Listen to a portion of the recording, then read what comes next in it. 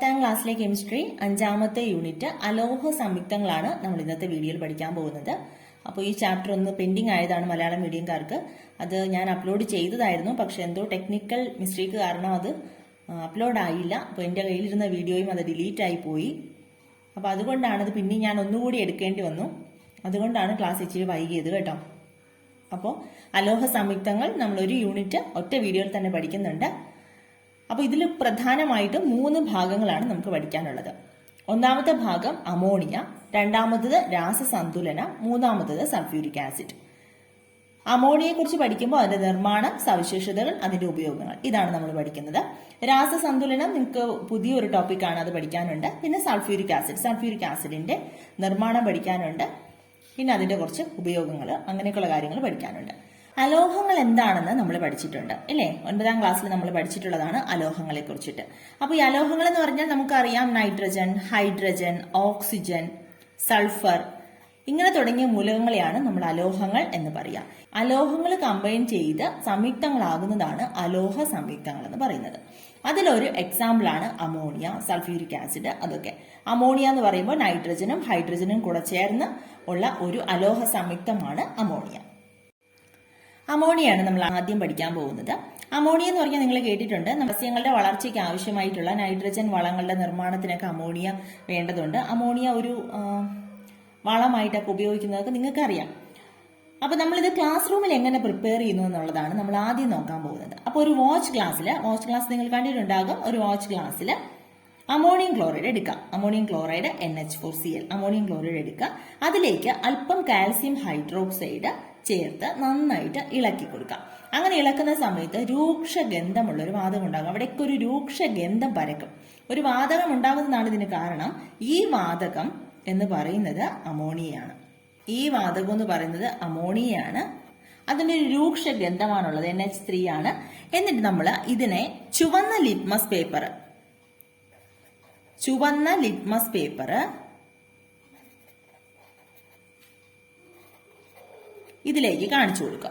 ഈ ചുമന്ന litmus paper എന്താകുമെന്നറിയാമോ? നീല കളറാകും. നമുക്കറിയാം, ബേസിക സ്വഭാവമാണെങ്കിൽ, ബേസ് ആണെങ്കിൽ ചുവന്നത് റെഡ് നീലയായിട്ട് മാറും, ബ്ലൂ കളറായിട്ട് മാറും. ആസിഡ് സ്വഭാവമാണെങ്കിൽ, നമ്മൾ പഠിച്ചിട്ടുള്ളതാണ് 9ാം ക്ലാസ്സിൽ, ആസിഡ് സ്വഭാവമാണെങ്കിൽ ബ്ലൂ ലിറ്റ്മസ് പേപ്പർ, അതായത് നീല ലിറ്റ്മസ് പേപ്പർ എന്തായിട്ട് മാറും? ചുവപ്പായിട്ട് മാറും, നീല ചുവപ്പായിട്ട് മാറും. അപ്പൊ നമ്മൾ അമോണിയം ക്ലോറൈഡ് ഒരു വാച്ച് ഗ്ലാസ്സിൽ എടുക്കുന്നു, അതിനകത്തേക്ക് കാൽസ്യം ഹൈഡ്രോക്സൈഡ് ഒഴിച്ചു കൊടുക്കുന്നു. അപ്പോൾ ഒരു രൂക്ഷഗന്ധമുള്ള വാതകം ഉണ്ടാകുന്നു. ഈ രൂക്ഷഗന്ധമുള്ള വാതകം എന്ന് പറയുന്നതാണ് അമോണിയ.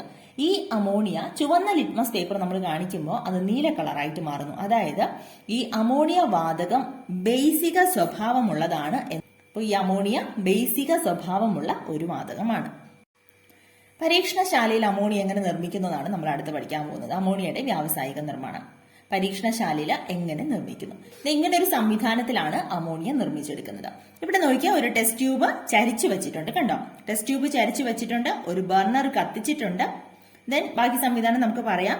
ഈ ടെസ്റ്റ് ട്യൂബിനകത്ത് എടുത്തിരിക്കുന്നത് അമോണിയം ക്ലോറൈഡും കാൽസ്യം ഹൈഡ്രോക്സൈഡും. നമ്മൾ നേരത്തെ കണ്ടത് തന്നെ, നമ്മൾ വാച്ച് ഗ്ലാസ്സിൽ അമോണിയം ക്ലോറൈഡ് എടുത്തിട്ട് അതിനകത്തേക്ക് കാൽസ്യം ഹൈഡ്രോക്സൈഡ് അല്ലേ ഒഴിച്ചു കൊടുത്തത്. സെയിം തന്നെയാണ് ഇവിടെ, ക്വാണ്ടിറ്റി കൂടുതൽ എടുക്കുന്നേ ഉള്ളൂ. നമ്മുടെ ക്ലാസ് റൂമിൽ ചെയ്തപ്പോൾ ഒരു വാച്ച് ഗ്ലാസ്സിൽ ചെയ്തു.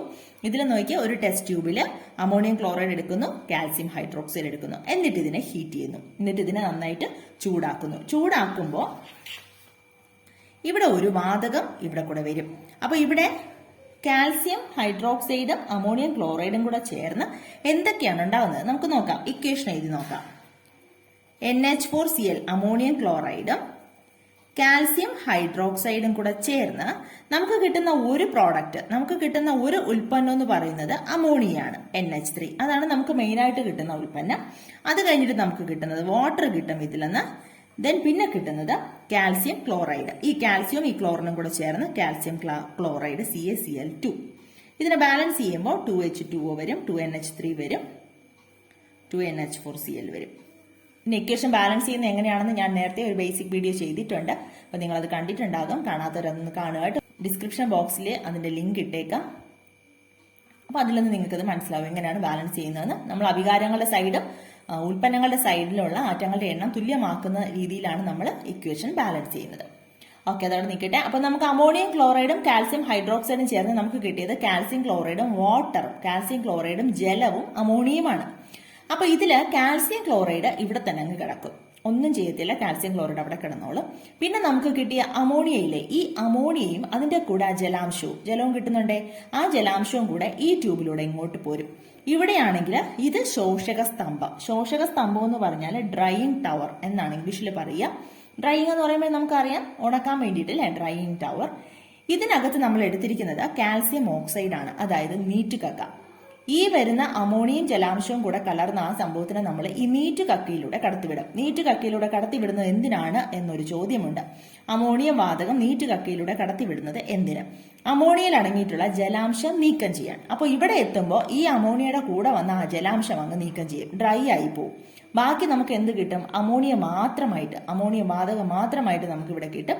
ഈ ട്യൂബിലൂടെ ഇങ്ങോട്ട് പോന്നിട്ട് ഒരു ഗ്യാസ് ജാറ് കണ്ടോ തല കീഴായി വെച്ചേക്കുന്നുണ്ട്.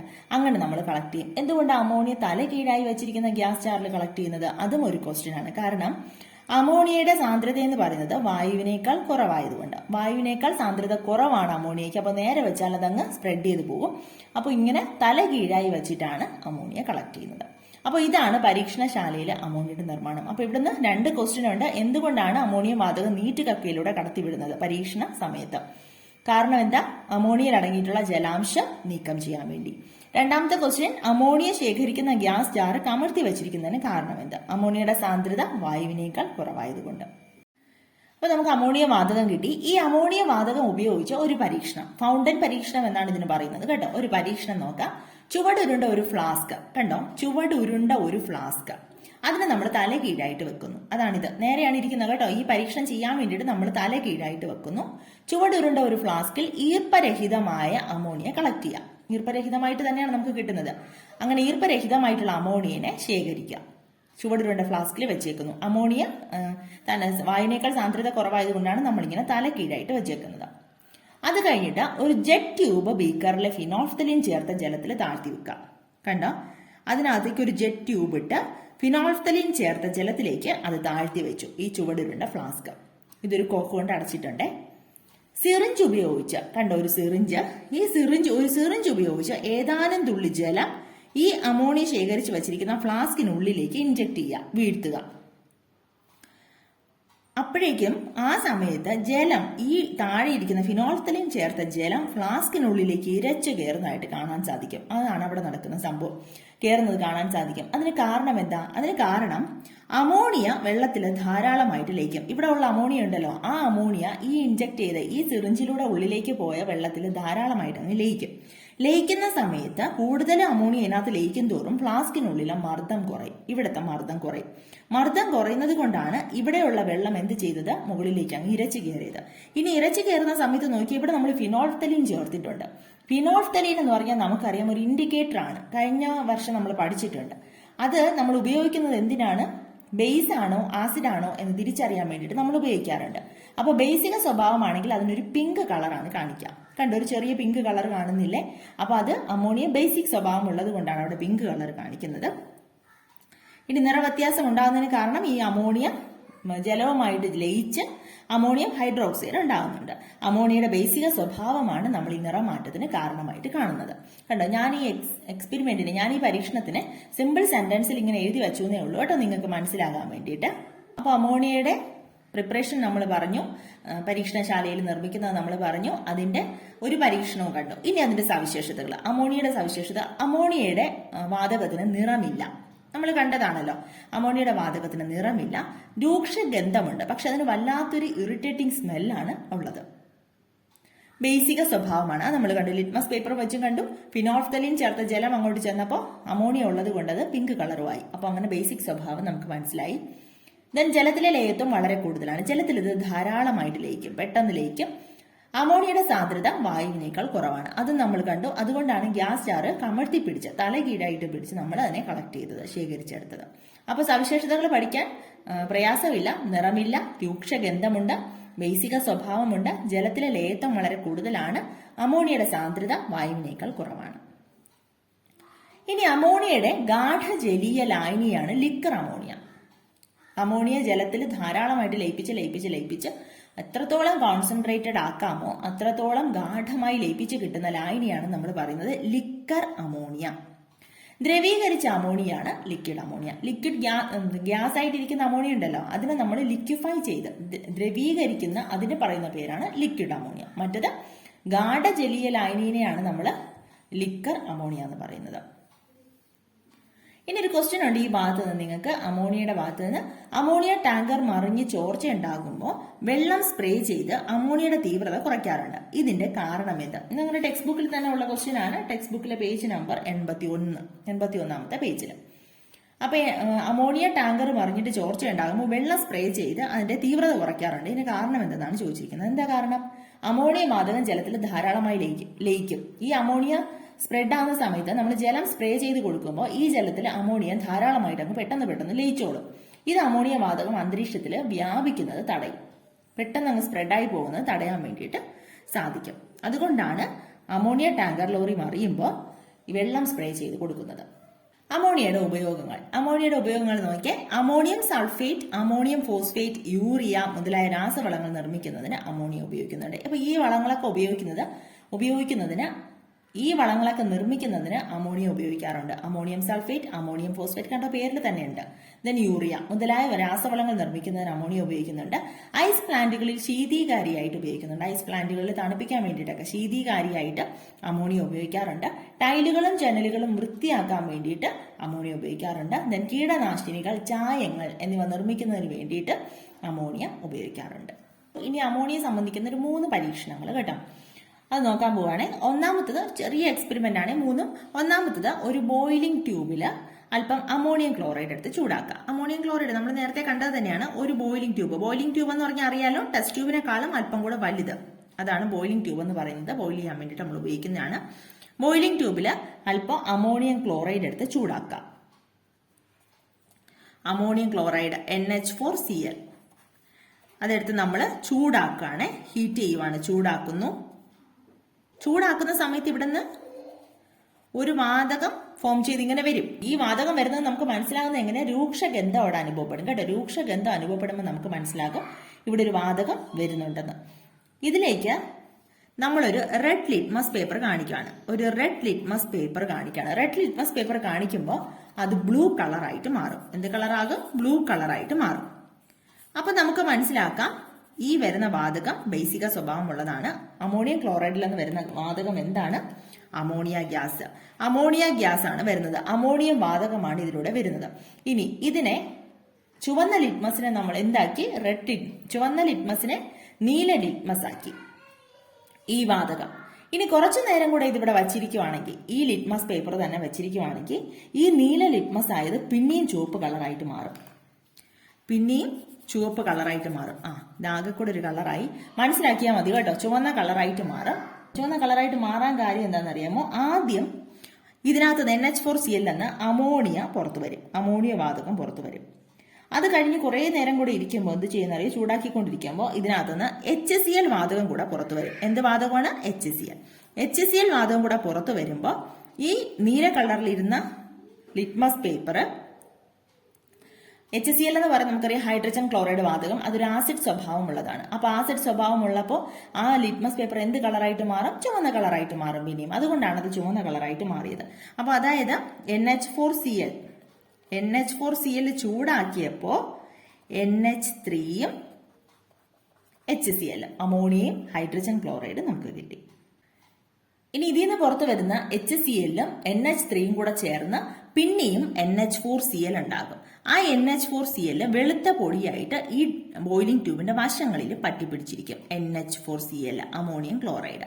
അതായത് അമോണിയം ക്ലോറൈഡ് ചൂടാക്കുമ്പോൾ അമോണിയയും HClഉം ഗ്യാസ് ഉണ്ടാകും. ആദ്യം അമോണിയം വാതകം ഉണ്ടാകും. അതാണ് ലിറ്റ്മസ് പേപ്പറിന് നമ്മൾ കണ്ടു. ഒരു ചുവന്ന ലിറ്റ്മസ് പേപ്പർ നമ്മൾ കാണിച്ചു, അതിനെ നീലയാക്കി. പിന്നെയും നമ്മൾ വച്ചുകൊണ്ടിരിക്കുകയാണെങ്കിൽ ഇവിടുന്ന് HCl ഹൈഡ്രജൻ ക്ലോറൈഡ് വാതകം കൂടെ ഫോം ചെയ്യുന്നുണ്ട്. അതോടെ വരുമ്പോൾ അത് അസിഡിക് സ്വഭാവം ഉള്ളത് കൊണ്ട് ആ നീല ലിറ്റ്മസ് പേപ്പറിനെ എന്താക്കും? പിന്നെയും ചുമന്ന കളറാക്കും. അപ്പോൾ HClഉം അമോണിയം പുറത്തേക്ക് വന്നു. അത് രണ്ടും കൂടെ പുറത്തേക്ക് വരുമ്പോൾ അത് രണ്ടും കൂടെ ചേർന്ന് പിന്നെയും എന്താവും? അമോണിയം ക്ലോറൈഡ് ഉണ്ടായി ഈ വശങ്ങളിൽ പറ്റിപ്പിടിച്ചിരിക്കും. അതായത് അമോണിയം ക്ലോറൈഡ് വിഘടിച്ച് അമോണിയവും ഹൈഡ്രജൻ ക്ലോറൈഡും ഉണ്ടാവും. അമോണിയം ഹൈഡ്രജൻ ക്ലോറൈഡും കൂടെ ചേർന്ന് സംയോജിച്ച് അമോണിയം ക്ലോറൈഡും ഉണ്ടാക്കും. ഇത് പറയാൻ വേണ്ടിയിട്ടാണ് നമ്മൾ 3 പരീക്ഷണം പറയുന്നത് കേട്ടോ. ഇതൊന്ന് ഉറപ്പിക്കാൻ വേണ്ടിയിട്ട് അടുത്തൊരു പരീക്ഷണം കൂടെ നമ്മൾ പറയുകയാണ്. ഒരു ഗ്യാസ് ജാർ എടുക്കുക. ഒരു ഗ്യാസ് ജാർ എടുത്തിട്ട് അതിനകത്തേക്ക് അമോണിയം വാതകം നിറച്ചു വെക്കാം. ഇത് അടച്ചു വെക്കണം കേട്ടോ. വാതകം നിറച്ചു വെക്കുമ്പോൾ അടച്ചു വെക്കണമെന്ന് നമുക്കറിയാം, പറയുമ്പോൾ അങ്ങ് പറഞ്ഞു പോകുന്നതേ ഉള്ളൂ. അമോണിയം വാതകം എടുക്കുക. അമോണിയം വാതകം നിറച്ച ഗ്യാസ് ജാറിനുള്ളിലേക്ക് നമ്മളൊരു ഗാഢ ഹൈഡ്രോക്ലോറിക് ആസിഡിൽ മുക്കിയ ഒരു ഗ്ലാസ് റോഡ്, ഗാഢ ഹൈഡ്രോക്ലോറിക് ആസിഡ് HCl ഹൈഡ്രോക്ലോറിക് ആസിഡിൽ മുക്കിയ ഒരു ഗ്ലാസ് റോഡ് നമ്മൾ ഇതിനകത്തേക്ക് കാണിക്കാം. ഒരു ഗ്ലാസ് റോഡ് ഇതിനകത്തേക്ക് കാണിക്കുമ്പോൾ ഇതിനകത്ത് എന്ത് നിറച്ചിട്ടുണ്ട്? അമോണിയം വാതകം നിറച്ചിട്ടുണ്ട്. ഇതിനകത്ത് കൊണ്ട് കാണിക്കുന്ന സമയത്ത് ഇവിടെ ഒരു വെളുത്ത പുക ഉണ്ടാകും. വെളുത്ത പുക. ഇതൊക്കെ ടെക്സ്റ്റ് ബുക്കിൽ നിങ്ങൾക്ക് ഡാഷ് ഇട്ട് ചോദിച്ചിട്ടുണ്ട്, എഴുതാൻ കേട്ടോ. അവിടെ ഒന്ന് കംപ്ലീറ്റ് ചെയ്തേക്കണേ. വെളുത്ത പുക ഉണ്ടാകും. പേജ് നമ്പർ 83 വെളുത്ത പുക ഉണ്ടാകും. അപ്പൊ നമുക്ക് ഇവിടുത്തെ രാസപ്രവർത്തനം കംപ്ലീറ്റ് ചെയ്യാമല്ലോ. എങ്ങനെ കംപ്ലീറ്റ് ചെയ്യാം? അമോണിയ നമ്മൾ എടുത്തിട്ടുണ്ട്. അതിനകത്തേക്ക് നമ്മൾ HCl ആണ്. HCl അതായത് ഗാഢ ഹൈഡ്രോക്ലോറിക് ആസിഡിൽ മുക്കിയ ഗ്ലാസ് റോഡാണ് ഇതിനകത്തേക്ക് മുക്കി വെക്കുന്നത്. അപ്പൊ അമോണിയയും ഹൈഡ്രോക്ലോറിക് ആസിഡും കൂടെ ചേർന്ന് നമുക്ക് കിട്ടുന്നത് എന്താണ്? Ammonium chloride. ഒരു വെളുത്ത പുകയുണ്ടായി, അത് അമോണിയം ക്ലോറൈഡ് ആണ്. ഒന്നാമത്തെ നമ്മൾ പറഞ്ഞു, രണ്ടാമത്തത് നമ്മൾ പറഞ്ഞു, മൂന്നാമത്തത് ഒരു ഗ്ലാസ് ട്യൂബ് എടുക്കുക. ഒരു ഗ്ലാസ് ട്യൂബ് നിങ്ങളുടെ ടെക്സ്റ്റ് ബുക്കിലുണ്ട് അതിന്റെ പിക്ചർ. ഒരു ഗ്ലാസ് ട്യൂബ് എടുക്കുക. 2 വശവും കോർക്ക് കൊണ്ട് അടച്ച ഗ്ലാസ് ട്യൂബാണ്. 2 വശവും കോർക്ക് കൊണ്ട് അടച്ച ഗ്ലാസ് ട്യൂബ്. ഇതിനകത്തേക്ക് ഒരറ്റത്ത് HCl മുക്കിയ ഒരു പഞ്ഞി വയ്ക്കാം. HCl മുക്കിയ പഞ്ഞി ഈ സൈഡിൽ വെച്ചു. മറ്റേ അറ്റത്ത് അമോണിയ ലായനിയിൽ മുക്കിയ പഞ്ഞി വയ്ക്കാം. അമോണിയ ലായനിയിൽ മുക്കിയ പഞ്ഞി ഈ അറ്റത്ത് വയ്ക്കാം. ഇവിടെ HCl മുക്കിയ പഞ്ഞി വയ്ക്കാം. ട്യൂബിന്റെ രണ്ട് വശവും നമ്മൾ കോർക്ക് കൊണ്ട് നന്നായിട്ട് അടച്ചിട്ടുണ്ട്. ഇനി ഇതിനകത്ത് നോക്കിയാൽ ഈ ഗ്ലാസ് ട്യൂബിനകത്ത് എന്ത് മാറ്റമാണ് നടക്കുന്നതെന്നാണ് നമ്മൾ നോക്കാൻ പോകുന്നത്. ഈ ഗ്ലാസ് ട്യൂബിനകത്ത് ഇവിടെ വെളുത്ത കട്ടിയുള്ള പുക ഉണ്ടാകും. വെളുത്ത കട്ടിയുള്ള പുക ഉണ്ടാകുന്നത് എന്താണെന്ന് അറിയാമോ? NH4Cl അമോണിയം ക്ലോറൈഡിന്റെ വെളുത്ത കട്ടിയുള്ള പുക. എങ്ങനെയാണ്? ഈ HCl ഇവിടെ മുക്കി വെച്ചിരുന്ന HCl അമോണിയയിൽ മുക്കി വെച്ചിരുന്ന പഞ്ഞിയല്ലേ, ഈ അമോണിയം കൂടെ ചേർന്ന് പ്രവർത്തിച്ചാണ് നമുക്ക് അമോണിയം ക്ലോറൈഡ് ഉണ്ടായത്. ഈ 3 പരീക്ഷണത്തിൽ നമുക്ക് അങ്ങനെ തന്നെയാണ് കിട്ടിയത്. HCl അമോണിയം കൂടെ ചേർന്ന് നമുക്ക് എന്താണ് കിട്ടിയത്? Ammonium chloride. ഈ അമോണിയം ക്ലോറൈഡ് വിഘടിച്ച് നമുക്ക് എന്ത് കിട്ടും? HCl അമോണിയം കിട്ടും. ഇനി ഇത് ചൂടാക്കി നോക്കുവാണെങ്കിൽ ഈ വെളുത്ത പൊടി അപ്രത്യക്ഷമാവുന്നത് കാണാം. അതായത് ചൂടാക്കുമ്പോൾ അമോണിയം ക്ലോറൈഡ് വിഘടിക്കും, പിന്നെ അത് കഴിഞ്ഞിട്ട് വിഘടിച്ച ഉൽപ്പന്നങ്ങൾ പിന്നെയും സംയോജിക്കും. ഇവിടെ അങ്ങനെയല്ലേ? ചൂടാക്കിയപ്പോൾ ഈ അമോണിയം ക്ലോറൈഡ് വിഘടിച്ച് അമോണിയം ഹൈഡ്രജൻ ക്ലോറൈഡ് HCl ഉണ്ടായി. പിന്നെ ഇവിടെയാണെങ്കിൽ നമ്മൾ ഇവിടെ HClഉം അമോണിയം കൂടെ ചേർന്ന് അമോണിയം ക്ലോറൈഡ് നമുക്ക് കിട്ടി. ഇതിനെ ചൂടാക്കുവാണെങ്കിൽ ഇത് പിന്നെയും അപ്രത്യക്ഷമാകും. കാരണം ഇത് പിന്നെയും വിഘടിച്ച് എന്തുണ്ടായി? HClഉം അമോണിയം ഉണ്ടാകുന്നതാണ് കാരണം. അപ്പൊ ചൂടാക്കുമ്പോൾ ഇത് വിഘടിച്ച് അമോണിയയും HCl ഉണ്ടാകും. അത് കഴിഞ്ഞ് അത് സംയോജിച്ച് പിന്നെയും പഴയത് തന്നെ ഉണ്ടാകും, NH4Cl. അപ്പൊ നമുക്കിപ്പോ പരീക്ഷണങ്ങളിൽ നിന്ന് കിട്ടിയത് ഇങ്ങനെയാണ്. അമോണിയം ക്ലോറൈഡ് വിഘടിച്ച് അമോണിയം HClഉം ഉണ്ടായി. ഇനി അമോണിയം HClഉം കൂടെ സംയോജിച്ച് അമോണിയം ക്ലോറൈഡും ഉണ്ടായി. അപ്പൊ ഈ 2 ഇക്വേഷനെയും 2 സമവാക്യങ്ങളെയും നമുക്ക് ഒറ്റ സമവാക്യമായിട്ട് എഴുതാമല്ലോ. ഈ 2 സമവാക്യങ്ങളെയും ഒറ്റ സമവാക്യമായിട്ട് എഴുതാൻ പോവാണ്. നോക്കിക്കേ, NH4Cl ഇതിന്റെ ആരോ മാർക്ക് നമ്മൾ ഇങ്ങനെ അങ്ങിടും. ഇതിനെ നമ്മൾ റിവേഴ്സിബിളി ഗീവ്സ് എന്ന് വായിക്കും. റിവേഴ്സിബിൾ എന്നാണ് വായിക്കുന്നത്. NH3+HCl. അതായത് ഇതിന് 2 വശത്തിലേക്കും നമുക്ക് വായിക്കാൻ പറ്റും. അതായത് NH4Cl അമോണിയം ക്ലോറൈഡ് വിഘടിച്ച് അമോണിയയും HClഉം ഉണ്ടാകും. അതേസമയം അമോണിയം HClഉം കൂടെ സംയോജിച്ച് NH4Clഉം ഉണ്ടാകും. അതാണ് ഈ റിവേഴ്സിബിൾ ആരോയുടെ മീനിങ് എന്ന് പറയുന്നത്, അർത്ഥം എന്ന് പറയുന്നത്. ഇത് റിവേഴ്സിബിൾ എന്നാണ് വായിക്കുന്നത് ഈ ചിഹ്നം കേട്ടോ. ഇരു ദിശകളിലേക്കും നടക്കുന്നു എന്നാണ് അതിനർത്ഥം. ഇങ്ങോട്ട് നടക്കുന്നുണ്ട്, ഇങ്ങോട്ട് നടക്കുന്നുണ്ട്. ഇങ്ങനെ ഇരു ദിശകളിലേക്കും നടക്കുന്ന രാസപ്രവർത്തനങ്ങളെയാണ് നമ്മൾ ഉഭയദിശാ പ്രവർത്തനങ്ങൾ എന്ന് പറയുന്നത്. ഉഭയദിശാ പ്രവർത്തനങ്ങൾ, റിവേഴ്സിബിൾ റിയാക്ഷൻ. ഉഭയദിശാ പ്രവർത്തനങ്ങൾ നിങ്ങൾ ഉഭയജീവികളൊക്കെ കുഞ്ഞു ക്ലാസ്സുകളിൽ പഠിച്ചിട്ടില്ലേ? കരയിലും വെള്ളത്തിലും ജീവിക്കുന്ന ജീവികളാണ് ഉഭയജീവികൾ എന്ന് പറയുന്നത്. അതുപോലെ തന്നെയാണ് ഇവിടെ പ്രവർത്തനം അങ്ങോട്ട് നടക്കും, ഇങ്ങോട്ട് നടക്കും. ഫോർവേഡ് റിയാക്ഷനും ബാക്ക്വേർഡ് റിയാക്ഷനും നടക്കുന്നുണ്ട്. അതിനെയാണ് നമ്മൾ റിവേഴ്സിബിൾ റിയാക്ഷൻ അഥവാ ഉഭയദിശാ പ്രവർത്തനങ്ങൾ എന്ന് പറയുന്നത്. ഇരുവശങ്ങളിലേക്ക് നടക്കും. ഇനി ഉഭയദിശാ പ്രവർത്തനത്തിൽ അഭികാരങ്ങൾ ഉൽപ്പന്നങ്ങളായിട്ട് മാറും. ഈ അഭികാരം ഉൽപ്പന്നങ്ങളായിട്ട് മാറും. ഉൽപ്പന്നങ്ങൾ അഭികാരങ്ങളായിട്ട് മാറും. ഉൽപ്പന്നങ്ങളായിട്ട് മാറുന്ന, അതായത് ഈ അഭികാരങ്ങൾ പ്രവർത്തിച്ച് ഉൽപ്പന്നങ്ങളായിട്ട് മാറുന്ന പ്രവർത്തനത്തിനെയാണ് നമ്മൾ പറയുന്നത് പുരോപ്രവർത്തനം. അതായത് ഇങ്ങോട്ട് മാത്രം നടക്കുന്നത്. അഭികാരങ്ങൾ പ്രവർത്തിച്ച് ഉൽപ്പന്നങ്ങളായിട്ട് മാറുന്നതിനെ അഭികാരകങ്ങൾ പ്രവർത്തിച്ച് ഉൽപ്പന്നങ്ങളായിട്ട് മാറുന്നു. ഉൽപ്പന്നങ്ങളായിട്ട് മാറുന്നതിന് നമ്മൾ പറയുന്ന പേരാണ് പുരോപ്രവർത്തനം. ഫോർവേഡ് റിയാക്ഷൻ എന്ന് ഇംഗ്ലീഷിൽ പറയും പുരോപ്രവർത്തനം. ദെൻ ഉൽപ്പന്നങ്ങൾ അഭികാരകങ്ങളായിട്ട് മാറുന്നത്, അഭികാരങ്ങൾ, അതായത് ഈ അഭികാരങ്ങൾ ഉൽപ്പന്നങ്ങളായിട്ട് മാറി ഈ ഉൽപ്പന്നങ്ങൾ ഇങ്ങോട്ട് അഭികാരങ്ങളായിട്ട് മാറുന്ന പ്രവർത്തനത്തിനെയാണ് നമ്മൾ പറയുന്നത് പശ്ചാത് പ്രവർത്തനം. ബാക്ക്വേർഡ് റിയാക്ഷൻ എന്ന് ഇംഗ്ലീഷിൽ പറയും. ഫോർവേഡ് റിയാക്ഷനും ബാക്ക്വേർഡ് റിയാക്ഷനും, പുരോപ്രവർത്തനവും പശ്ചാത് പ്രവർത്തനവും. നിങ്ങളുടെ ടെക്സ്റ്റ് ബുക്കിൽ കുറച്ച് ക്വസ്റ്റ്യൻസ് കൊടുത്തിട്ടുണ്ട്. പുരോപ്രവർത്തനവും പശ്ചാത് പ്രവർത്തനവും എഴുതുക. 3 ഇക്വേഷൻസും കൊടുത്തിട്ടുണ്ട്. നോക്കിയേ, N2 + 3H2 റിവേഴ്സിബിളി ഗീവ്സ് NH3. ഇതിന്റെ പുരോപ്രവർത്തനം എന്ന് പറഞ്ഞാൽ എന്താ? അഭികാരങ്ങൾ ചേർന്ന് ഉൽപ്പന്നങ്ങളായത് പുരോപ്രവർത്തനം, ഈ ഉൽപ്പന്നങ്ങൾ അഭികാരങ്ങളായിട്ട് മാറിയത് പശ്ചാത് പ്രവർത്തനം. അപ്പൊ അത് അങ്ങോട്ട് എടുത്ത് എഴുതിയാൽ മതി. അതായത് പുരോപ്രവർത്തനം അത് മൊത്തം എഴുതണേ.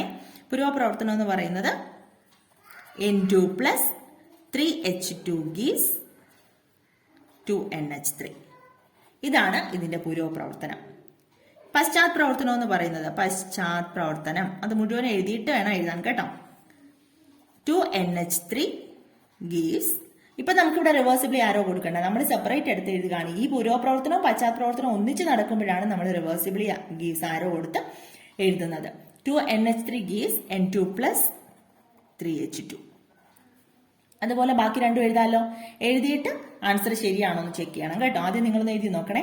ഇതിനെങ്ങനെ എഴുതാം? പുരോപ്രവർത്തനം എന്ന് പറഞ്ഞാൽ അഭികാരങ്ങൾ ഉൽപ്പന്നങ്ങളായിട്ട് മാറുന്നത്. അപ്പോൾ 2SO2 + O2 ഗീവ്സ് 2SO3. ഇങ്ങനെ റിവേഴ്സിബിളി ആരോ വന്നാൽ, അതായത് ഉഭയദിശാ പ്രവർത്തനത്തിൽ മാത്രമേ നമുക്ക് പുരോപ്രവർത്തനവും പശ്ചാത് പ്രവർത്തനവും എഴുതാൻ പറ്റുള്ളൂ കേട്ടോ. പുരോപ്രവർത്തനവും പശ്ചാത് പ്രവർത്തനവും ഒന്നിച്ച് നടക്കുന്ന പ്രവർത്തനങ്ങളെയാണ് നമ്മൾ ഉഭയദിശാ പ്രവർത്തനങ്ങൾ എന്ന് പറയുന്നത്. അതായത് ഇരു ദിശകളിലേക്ക് പ്രവർത്തനം നടക്കും. ദെൻ ഇതിൽ പശ്ചാത് പ്രവർത്തനം എങ്ങനെ എഴുതാം?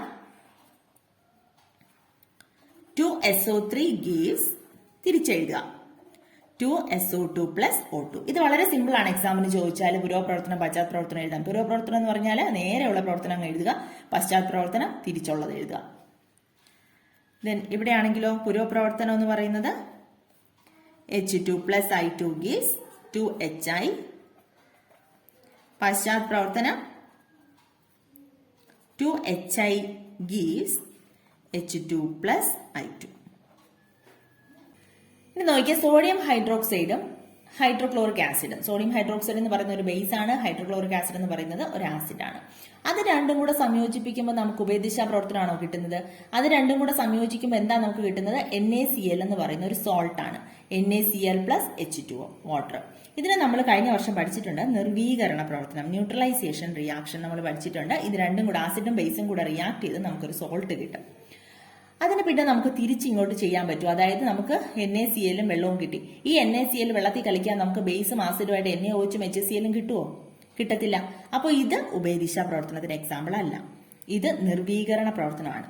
അപ്പൊ ഇങ്ങനെയുള്ള കെമിക്കൽ റിയാക്ഷൻസിനെ, അതായത് അഭികാരങ്ങൾ പ്രവർത്തിച്ച് ഉൽപ്പന്നങ്ങളായിട്ട് മാറും, എന്നാൽ ഉൽപ്പന്നങ്ങൾ അഭികാരങ്ങളായിട്ട് മാറില്ല.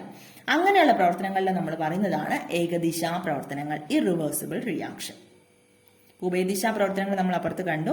ഇത് ഏകദിശാ പ്രവർത്തനങ്ങൾ. ഒരു ദിശയിലേക്ക് മാത്രമേ പ്രവർത്തനം നടക്കൂ, തിരിച്ച് അതിന് റിയാക്ഷൻ നടക്കുന്നില്ല. തിരിച്ച് അത് സംയോജിച്ച് അഭികാരങ്ങളായിട്ട് മാറുന്നില്ല. അഭികാരങ്ങൾ പ്രവർത്തിച്ച് ഉൽപ്പന്നങ്ങളാവുകയും എന്നാൽ ഉൽപ്പന്നങ്ങൾ അഭികാരങ്ങളായി മാറാതിരിക്കുകയും ചെയ്യുന്ന രാസപ്രവർത്തനങ്ങളെയാണ് നമ്മൾ ഏകദിശാ പ്രവർത്തനങ്ങൾ എന്ന് പറയുന്നത്, ഇറിവേഴ്സിബിൾ റിയാക്ഷൻ. അത് പേര് തന്നെയുണ്ട്, ഒരു ദിശയിലേക്ക് മാത്രമേ റിയാക്ഷൻ നടക്കുള്ളൂ. രണ്ടാമത്തെ ഭാഗത്ത് നമ്മൾ പഠിക്കുന്നതാണ് രാസസന്തുലനം, കെമിക്കൽ ഇക്വിലിബ്രിയം എന്ന് പറയും. രാസസന്തുലനം, അതിനൊരു ഗ്രാഫ് ഉണ്ട്. അപ്പൊ എന്താണെന്ന് നോക്കാം. രാസസന്തുലനം എന്ന് പറഞ്ഞാൽ ഒരു ഉഭയദിശാ പ്രവർത്തനത്തിൽ പുരോപ്രവർത്തനത്തിന്റെയും പശ്ചാത് പ്രവർത്തനത്തിന്റെയും നിരക്ക് തുല്യമായി വരുന്ന ഘട്ടത്തിനെയാണ് നമ്മൾ രാസസന്തുലനം എന്ന് പറയുന്നത്, കെമിക്കൽ ഇക്വിലിബ്രിയം എന്ന് പറയുന്നത്. അപ്പൊ എന്താന്ന് നോക്കാൻ നോക്കിയാൽ ഈ ഗ്രാഫിൽ നോക്കൂ. ഗ്രാഫിൽ നോക്കുമ്പോൾ രാസപ്രവർത്തന നിരക്കും സമയവും തമ്മിലുള്ള ഒരു ഗ്രാഫാണ് തന്നിരിക്കുന്നത്. നിങ്ങളുടെ ടെക്സ്റ്റ് ബുക്കിലെ പേജ് നമ്പർ 84 ഗ്രാഫാണ് തന്നിരിക്കുന്നത്. ഇവിടെ സമയം കൂടുന്തോറും ഇവിടെ പുരോപ്രവർത്തന നിരക്ക് കുറഞ്ഞു കുറഞ്ഞു വരും. ഇത് രാസപ്രവർത്തന നിരക്കാണ് വൈ ആക്സിസിൽ കൊടുത്തിരിക്കുന്നത്. പുരോപ്രവർത്തനത്തിന്റെ നിരക്ക് കുറഞ്ഞു കുറഞ്ഞു വരും. സമയം കൂടുന്തോറും പശ്ചാത് പ്രവർത്തനത്തിന്റെ നിരക്ക് കൂടിക്കൂടി വരും. കേട്ടോ, പുരോപ്രവർത്തനം കുറഞ്ഞു കുറഞ്ഞു വരും, പശ്ചാത് പ്രവർത്തനം കൂടിക്കൂടി വരും. അങ്ങനെ രണ്ടും കൂടെ വന്ന് ഒരു പോയിന്റിൽ അങ്ങ് സംഗമിക്കും. ഈ പോയിന്റിനെ പറയുന്ന പേരാണ് സന്തുലനാവസ്ഥ. രണ്ടും കൂടെ വന്നു ചേരുന്ന ഒറ്റ പോയിന്റ്, രണ്ടും കൂടെ ഈക്വൽ ആകുന്ന, രണ്ടും കൂടെ തുല്യമാകുന്ന പോയിന്റ്, അതിനെയാണ് നമ്മൾ രാസസന്തുലനം എന്ന് പറയുന്നത്. അതാണ് ഇവിടെ പറഞ്ഞത്. ഒരു ഉഭയദിശാ പ്രവർത്തനത്തിൽ, ഉഭയദിശാ പ്രവർത്തനം എന്ന് പറഞ്ഞാൽ പുരോപ്രവർത്തനവും പശ്ചാത് പ്രവർത്തനവും നടക്കുന്ന ഒരു പ്രവർത്തനത്തില് പുരോപ്രവർത്തനത്തിന്റെയും പശ്ചാത് പ്രവർത്തനത്തിന്റെയും നിരക്ക് തുല്യമായി വരുന്ന ആ ഘട്ടത്തെയാണ് നമ്മൾ രാസസന്തുലനം അഥവാ കെമിക്കൽ ഇക്വിലിബ്രിയം എന്ന് പറയുന്നത്. ഇതിന് കുറച്ച് സവിശേഷതകളുണ്ട്. എന്താന്ന് നോക്കാം. ഒന്നാമത്തെ സവിശേഷത എന്ന് പറയുന്നത് സന്തുലനാവസ്ഥയിൽ അഭികാരകങ്ങളും ഉൽപ്പന്നങ്ങളും സഹവർത്തിക്കുന്നു. അഭികാരങ്ങളും ഉൽപ്പന്നങ്ങളും തമ്മിൽ കണ്ടുമുട്ടുന്നുണ്ട്. കണ്ടോ, അത് രണ്ടും തമ്മിൽ ഈക്വൽ ആകുന്ന പോയിന്റ്, തുല്യമാകുന്ന പോയിന്റിനെയാണ് നമ്മൾ രാസസന്തുലനം എന്ന് പറയുന്നത്. രണ്ടാമത്തത് സന്തുലനാവസ്ഥയിൽ പുരോ പശ്ചാത് പ്രവർത്തന നിരക്കുകൾ തുല്യമായിരിക്കും. പുരോപ്രവർത്തനവും പശ്ചാത് പ്രവർത്തനവും തുല്യമാകും. രാസസന്തുലനം തന്മാത്രാ തലത്തിൽ ഗതികമാണ്. രാസസന്തുലനം തന്മാത്രാ തലത്തിൽ ഗതികമാണെന്ന് പറഞ്ഞാൽ ഈ പുരോപ്രവർത്തനവും പശ്ചാത് പ്രവർത്തനവും ഒരേ സമയത്ത് ഒരേ നിരക്കിൽ നടക്കുന്നു എന്നാണ് അർത്ഥം. പിന്നെ പറയുന്നത് സമൃദ്ധ വ്യൂഹങ്ങളിലാണ് രാസസന്തുലനം കൈവരുന്നതെന്നാണ്. സമൃദ്ധ വ്യൂഹം എന്ന് പറഞ്ഞാൽ ഒരു വ്യൂഹത്തിലേക്ക് നമ്മൾ പുതുതായിട്ട് ഒന്നും ചേർക്കാതിരിക്കുകയും യാതൊന്നും അതിൽ നിന്ന് നീക്കം ചെയ്യാതിരിക്കുകയും ചെയ്യുന്ന ഒരു അവസ്ഥയാണ് നമ്മൾ സമൃദ്ധ വ്യൂഹം എന്ന് പറയുന്നത്. അങ്ങനെയുള്ള വ്യൂഹത്തിലാണ്, അതായത് വേറൊരു ഡിസ്റ്റർബൻസും ഇല്ലാതെ അതിലൊന്നും നമ്മൾ നീക്കം ചെയ്യുന്നുമില്ല, അതിനകത്തേക്ക് നമ്മൾ ഒന്നും ആഡ് ചെയ്യുന്നുമില്ല, അങ്ങനെയുള്ള വ്യൂഹത്തിൽ മാത്രമാണ് രാസസന്തുലനം കൈവരുന്നത്. അപ്പൊ ഇത്രയുമാണ് ഈ രാസസന്തുലനത്തിന്റെ കെമിക്കൽ ഇക്വിലിബ്രിയത്തിന്റെ സവിശേഷതകൾ എന്ന് പറയുന്നത്. രാസസന്തുലനവുമായിട്ട് ബന്ധപ്പെട്ട് ഒരു പ്രധാന ശാസ്ത്ര തത്വം, ഒരു ലേ ഷാറ്റ്ലിയർ എന്ന് പറയുന്ന ശാസ്ത്രജ്ഞൻ അവതരിപ്പിച്ച ഒരു തത്വമാണ് ലേ ഷാറ്റ്ലിയർ തത്വം അഥവാ ലേ ഷാറ്റ്ലിയർ പ്രിൻസിപ്പിൾ എന്ന് പറയുന്നത്. അദ്ദേഹത്തിന്റെ പ്രിൻസിപ്പിൾ ഇങ്ങനെയാണ്: സന്തുലന അവസ്ഥയിലുള്ള ഒരു വ്യൂഹത്തിൽ ഗാഠത, മർദ്ദം, താപനില എന്നിവയിൽ ഏതെങ്കിലും ഒന്നിന് മാറ്റം വരുത്തിയാൽ വ്യൂഹം ഈ മാറ്റം മൂലമുണ്ടാകുന്ന ഫലം ഇല്ലായ്മ ചെയ്യത്തക്ക വിധം സ്വയം ഒരു പുനഃക്രമീകരണം നടത്തി പുതിയ സന്തുലനാവസ്ഥയിൽ എത്തിക്കുന്നു. സന്തുലനാവസ്ഥയിലുള്ള വ്യൂഹം എന്ന് പറഞ്ഞാൽ നമുക്കറിയാം, പുരോപ്രവർത്തനവും പശ്ചാത് പ്രവർത്തനവും ഒരേ നിരക്കിൽ നടക്കുന്ന വ്യൂഹം, അതാണ് സന്തുലനാവസ്ഥയിലുള്ള വ്യൂഹം എന്ന് പറയുന്നത്. നമ്മളിപ്പോ കണ്ടതാണ്. ആ വ്യൂഹത്തില് ഗാഠത, മർദ്ദം, താപനില എന്നിവയിൽ ഏതെങ്കിലും ഒന്നിന് മാറ്റം വരുത്തിയാൽ ഈ മാറ്റം മൂലമുണ്ടാകുന്ന ഫലം ഇല്ലായ്മ ചെയ്യുന്നതിന് വ്യൂഹം ഒരു സ്വയം പുനഃക്രമീകരണം നടത്തും. അതിനെയാണ് നമ്മൾ ലേ ഷാറ്റ്ലിയർ തത്വം എന്ന് പറയുന്നത്. അതായത് നമ്മൾ സിമ്പിളായിട്ട് പറയുവാണെങ്കിൽ, നിങ്ങളിപ്പോൾ TV കണ്ടുകൊണ്ടിരിക്കുകയെന്ന് വിചാരിക്കുക, നിങ്ങളുടെ ഒരു ഇഷ്ടപ്പെട്ട ഒരു പ്രോഗ്രാം കണ്ടുകൊണ്ടിരിക്കുകയാണ്. അപ്പോഴാണ് നിങ്ങൾക്ക് കണ്ടുകൊണ്ടിരിക്കുന്ന സമയത്താണ് അപ്പോഴാണ് നിങ്ങൾക്കൊരു ഫോൺ കോൾ വരുന്നത്, നിങ്ങൾക്കൊരു ഫോൺ കോൾ വരുന്നത്. അപ്പം നിങ്ങൾ ഡിസ്റ്റർബ്ഡ് ആയി. അപ്പോൾ അത് ഫോൺ ഒന്നുകിൽ കട്ട് ചെയ്ത് വെക്കും. അത് നിങ്ങൾ തന്നെ സ്വയം ഒരു ക്രമീകരണം നടത്തിയതാണ്. ഫോൺ ഇപ്പോൾ വിളിക്കണ്ട, TV പ്രോഗ്രാം കഴിഞ്ഞിട്ട് നമുക്ക് വിളിച്ചാൽ മതി. അല്ലാന്നുണ്ടെങ്കിൽ ആരെങ്കിലും വന്ന് സംസാരിക്കുകയാണ് അടുത്തതെന്ന്, നിങ്ങൾ എന്ത് ചെയ്യും? TVയുടെ വോളിയം കൂട്ടി വെക്കും. അപ്പോൾ നമ്മൾ ഇരിക്കുന്ന ആ ഒരു സ്റ്റഡി ആയിട്ടുള്ള ഒരു സിസ്റ്റത്തിന് മാറ്റം വരുമ്പോൾ നമ്മൾ സ്വയം ഒരു പുനഃക്രമീകരണം നടത്തും. നിങ്ങൾ ഉറങ്ങുവാണെങ്കിലും അങ്ങനെ തന്നെ. നിങ്ങളിപ്പോൾ നന്നായിട്ട് ഉറങ്ങിക്കൊണ്ടിരിക്കുകയാണ്, നിങ്ങൾ ആരെങ്കിലും വന്ന് വിളിക്കുകയോ ഡിസ്റ്റർബ് ചെയ്യുകയോ ചെയ്യുവാണെങ്കിൽ, ഉച്ചത്തിൽ സംസാരിക്കുകയോ ചെയ്യുവാണെങ്കിൽ നിങ്ങൾ ഉറക്കെ ഷൗട്ട് ചെയ്യും, ഒന്നും മിണ്ടാതിരിക്കുക എന്ന് പറയില്ലേ. അല്ലാന്നുണ്ടെങ്കിൽ അവരെ പുറത്താക്കി കഥ അടച്ചിടും. അപ്പം അങ്ങനെയൊക്കെയുള്ള കാര്യങ്ങൾ നമ്മൾ ചെയ്യും. അപ്പം നമ്മൾ ആ ഒരു സിസ്റ്റത്തിൽ ഇരിക്കുമ്പോൾ, സന്തുലന അവസ്ഥയിൽ ഇരിക്കുമ്പോൾ, നമ്മൾ സ്റ്റഡി ആയിട്ട് ഇരിക്കുമ്പോൾ, വേറെ ചുറ്റുവട്ടത്തു നിന്ന് നമുക്കൊരു ഡിസ്റ്റർബൻസ് ഇല്ലാതെ നമ്മൾ ഇരിക്കുന്ന സമയത്ത് ഒരു ഡിസ്റ്റർബൻസ് വരുമ്പോൾ, ഒരു ശല്യം അതിനകത്തേക്ക് വരുമ്പോൾ നമ്മൾ സ്വന്തമായിട്ട് ഒരു പുനഃക്രമീകരണം നടത്തും, നമ്മളത് ശരിയായിട്ട് വരാൻ വേണ്ടിയിട്ട്. അത് തന്നെയാണ് ഇവിടെ സംഭവിക്കുന്നത്. സന്തുലന അവസ്ഥയിലുള്ള ഒരു വ്യൂഹത്തില് ഗാഠത, പിന്നെ മർദ്ദം, പിന്നെ താപനില, ഇവയിൽ ഏതെങ്കിലും ഒന്നിന് മാറ്റം വരുത്തിയാൽ ആ വ്യൂഹം ആ മാറ്റം മൂലമുണ്ടാകുന്നതിനെ ശരിയാക്കാൻ വേണ്ടിയിട്ട്, അതിന്റെ ഫലമായിട്ടുണ്ടാകുന്ന ഒരു ഫലം ഇല്ലായ്മ ചെയ്യാൻ വേണ്ടിയിട്ട് ആ വ്യൂഹം തന്നെ ഒരു പുനഃക്രമീകരണം നടത്തും. അപ്പൊ നമുക്ക് നോക്കാം, അങ്ങോട്ട് പോകുമ്പോൾ എക്സാമ്പിൾ പറയുമ്പോൾ മനസ്സിലാകും കേട്ടോ. ഈ രാസസന്തുലനത്തിനെ സ്വാധീനിക്കുന്ന 4 ഘടകങ്ങളുണ്ട്: ഗാഠതയുടെ സ്വാധീനം, മർദ്ദത്തിന്റെ സ്വാധീനം, താപനിലയുടെ സ്വാധീനം, ഉൽപ്രേരകത്തിന്റെ സ്വാധീനം. ഒന്നാമത്തത് സന്തുലനാവസ്ഥയിൽ ഗാഠതയുടെ സ്വാധീനം. ഗാഠത എങ്ങനെയാണ് സന്തുലനാവസ്ഥയിൽ ഇരിക്കുന്ന ഒരു വ്യൂഹത്തിനെ സ്വാധീനിക്കുന്നത് നമുക്ക് നോക്കാം. നോക്കിയാൽ നമ്മൾ നേരത്തെ കണ്ട റിയാക്ഷൻ തന്നെയാണ്. N2 + 3H2 gives 2NH3. അതായത് നൈട്രജനും ഹൈഡ്രജനും സംയോജിച്ച് അമോണിയ ഉണ്ടാകുന്നു. ഈ അമോണിയ വിഘടിച്ചാൽ നമുക്ക് നൈട്രജനും ഹൈഡ്രജനും കിട്ടും. നൈട്രജനും ഹൈഡ്രജനും കൂടെ സംയോജിച്ച് അമോണിയ ഉണ്ടാകുന്നു. ഈ അമോണിയ വിഘടിച്ചാൽ നമുക്ക് നൈട്രജനും ഹൈഡ്രജനും കിട്ടും. ഇത് ഒരു ഉഭയദിശ പ്രവർത്തനമാണ്, രണ്ട് ദിശയിലേക്ക് നടക്കുന്ന ഒരു പ്രവർത്തനമാണ്. ഇനി നോക്കിയേ, നമ്മൾ ഈ അഭികാരങ്ങളുടെ ഗാഠത കൂട്ടുകയാണെങ്കിൽ, അഭികാരങ്ങളിൽ ഏതെങ്കിലും ഒന്നിന്റെ ഗാഠത നമ്മൾ കൂട്ടുകയാണെങ്കിൽ ഈ വ്യൂഹം ഇതിപ്പോ സന്തുലനാവസ്ഥയിൽ ഇരിക്കുകയാണ്. ഇത്ര നൈട്രജനും ഹൈഡ്രജനും ചേർന്ന് അമോണിയ ഉണ്ടാകുന്ന ഒരു സന്തുലനാവസ്ഥ, രണ്ടും കൂടെ ചേർന്ന് ഇങ്ങനെ ഇരിക്കുവാണ്. അപ്പൊ നമ്മളിവിടെ ഗാഠത കൂട്ടാൻ ശ്രമിക്കുമ്പോൾ വ്യൂഹം ഉൽപ്പന്നങ്ങളുടെ ഗാഠത കൂട്ടാൻ വേണ്ടിയിട്ട് ശ്രമിക്കും. അതായത് സന്തുലനാവസ്ഥ പ്രാപിക്കാൻ വേണ്ടിയിട്ട്, ഒരേ നിരക്കിൽ നടക്കാൻ വേണ്ടിയിട്ട്. അപ്പൊ എന്താ സംഭവിക്കാം? പുരോപ്രവർത്തനം കൂടും. ശരിയല്ലേ? അഭികാരകങ്ങളുടെ ഗാഠത കൂട്ടുമ്പോൾ പുരോപ്രവർത്തനം കൂടും, അതായത് ഫോർവേഡ് റിയാക്ഷൻ കൂടും. ഇനി ഉൽപ്പന്നങ്ങളുടെ ഗാഠതയാണ് നമ്മൾ വർദ്ധിപ്പിക്കുന്നതെങ്കിൽ പശ്ചാത് പ്രവർത്തന നിരക്കാണ് കൂടുന്നത്. ഉൽപ്പന്നങ്ങളുടെ ഗാഠത നമ്മൾ വർദ്ധിപ്പിക്കുമ്പോൾ അവികാരങ്ങളുടെ ഗാഠത വർദ്ധിപ്പിക്കാൻ വേണ്ടിയിട്ട് വ്യൂഹം ശ്രമിക്കും, ഇങ്ങോട്ട് റിയാക്ഷൻ നടക്കാൻ വേണ്ടിയിട്ട് ശ്രമിക്കും. അപ്പൊ അതങ്ങനെ പശ്ചാത് പ്രവർത്തനം കൂടും. അതാണ് ഇവിടെ എഴുതിയിരിക്കുന്നത്. ഇത് ഓർത്ത് വെച്ചിരുന്നാൽ മതി. അവികാരകങ്ങളുടെ ഗാഠത കൂടുമ്പോൾ ഇൻക്രീസസ്, അതിനാണ് ആരോ മാർക്ക് ഇട്ടത് കേട്ടോ. കൂടുന്നു എന്നുള്ളതിനാണ് മുകളിലോട്ട് ആരോ മാർക്ക് ഇട്ടിരിക്കുന്നത്. താഴോട്ട് ആരോ മാർക്ക് ഇട്ടാൽ കുറയുന്നു എന്നാണ്. അപ്പൊ നമ്മൾ എളുപ്പത്തിൽ ഷോർട്ടായിട്ട് പഠിക്കാൻ വേണ്ടിയിട്ട് ചെയ്യുന്നതാണ്. അവികാരങ്ങളുടെ ഗാഠത കൂടുമ്പോൾ പുരോപ്രവർത്തനം കൂടും. അഭികാരങ്ങളുടെ ഗാഠത കൂടുമ്പോൾ പുരോപ്രവർത്തനം കൂടും. ഉൽപ്പന്നങ്ങളുടെ ഗാഠതയാണ് കൂട്ടുന്നതെങ്കിൽ പശ്ചാത് പ്രവർത്തനം കൂടും. നിങ്ങളുടെ ടെക്സ്റ്റ് ബുക്കില് പട്ടിക 5.2 തന്നിരിക്കുന്ന നോക്കിയ പ്രവർത്തനം കൂടുതൽ ഹൈഡ്രജൻ ചേർക്കുന്നു. നമ്മൾ ഹൈഡ്രജൻ ഇതിനകത്തേക്ക് കൂടുതൽ ചേർക്കുന്നു. കൂടുതൽ ചേർക്കുന്നു എന്ന് പറഞ്ഞാൽ കോൺസെൻട്രേഷൻ കൂട്ടുന്നു, ഗാഠത കൂട്ടുന്നു. നമ്മൾ അല്ലാതെ ഒരു എക്സാമ്പിൾ നോക്കിയാൽ, നമ്മൾ പഞ്ചസാര, വെള്ളവും പഞ്ചസാരയും എടുക്കുകയാണ്. വെള്ളവും പഞ്ചസാരയും കൂടെ നമ്മൾ സംയോജിപ്പിച്ചാൽ നമുക്ക് കിട്ടുന്നത് എന്താ? പഞ്ചസാര ലായനി. ഇനി വെള്ളവും പഞ്ചസാരയും കൂടെ ചേർക്കുമ്പോൾ അതാണ് അഭികാരകം, കിട്ടുന്ന ഉൽപ്പന്നം പഞ്ചസാര ലായനി. നമ്മൾ ഇതിനകത്തേക്ക് പഞ്ചസാര കുറച്ച് കൂടുതൽ ഇട്ട് നോക്കിയേ, അതായത് ഗാഠത കൂട്ടുന്നു. ഗാഠത കൂട്ടുമ്പോൾ നമുക്ക് പഞ്ചസാര ലായനിയുടെ മധുരം കൂടും, അല്ലെ? അതിന്റെ ഗാഠതയും കൂടി വരും. അതാണ് പറഞ്ഞത്, അഭികാരങ്ങളിൽ നമ്മൾ ഗാഠത കൂട്ടുമ്പോൾ സ്വാഭാവികമായിട്ടും ഉൽപ്പന്നങ്ങളുടെ ഗാഠത അത് കൂട്ടാൻ വേണ്ടിയിട്ട് തന്നെ ശ്രമിക്കും. അപ്പൊ അത് പുരോപ്രവർത്തനമാണ് കൂടി നടന്നത്. അതുപോലെ തന്നെയാണ് ഇവിടെ. കൂടുതൽ ഹൈഡ്രജൻ നമ്മൾ ചേർക്കുന്നു. ഈ കേസിൽ ഹൈഡ്രജൻ നമ്മൾ കൂടുതൽ ചേർക്കുകയാണെങ്കിൽ എന്താണ്? അഭികാരകത്തിന്റെ ഗാഠത കൂട്ടുന്നു. അഭികാരകത്തിന്റെ ഗാഠത കൂട്ടുമ്പോൾ പുരോപ്രവർത്തന വേഗം കൂടുന്നു. ഇവിടെ കൊടുത്തിട്ടുണ്ട്. കൂടുതൽ അമോണിയ ചേർക്കുന്നു. അമോണിയ ചേർക്കുന്നത് കൂടുതലാണെങ്കിലോ, അമോണിയാണ് നമ്മൾ കൂടുതൽ ചേർക്കുന്നതെങ്കിൽ ഉൽപ്പന്നത്തിന്റെ ഗാഠതയാണ് നമ്മൾ കൂട്ടുന്നത്. അപ്പോൾ എന്താ നടക്കുക? പശ്ചാത് പ്രവർത്തന വേഗമാണ് കൂടുന്നത്. ഇവിടെ എഴുതി ചേർക്കുക, പശ്ചാത് പ്രവർത്തന വേഗത കൂടുന്നു.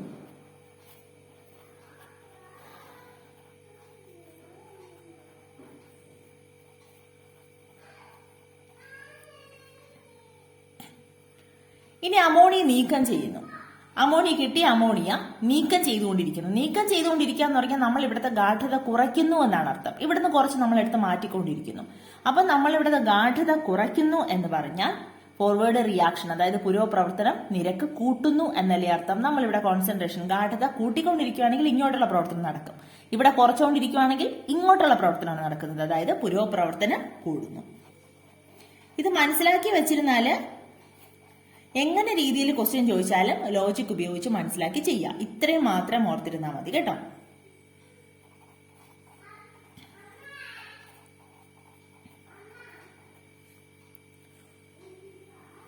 കൂടുതൽ നൈട്രജൻ ചേർക്കുന്നു. നൈട്രജൻ കൂടുതൽ ചേർക്കുക എന്ന് പറഞ്ഞാൽ ഇവിടെ അഭികാരകങ്ങളുടെ ഗാഠത നമ്മൾ കൂട്ടുന്നു. അപ്പൊ കൂട്ടുമ്പോൾ എന്ത് സംഭവിക്കും? അഭികാരത്തിന്റെ ഗാഠത കൂട്ടുമ്പോൾ പുരോപ്രവർത്തന വേഗത കൂടുന്നു.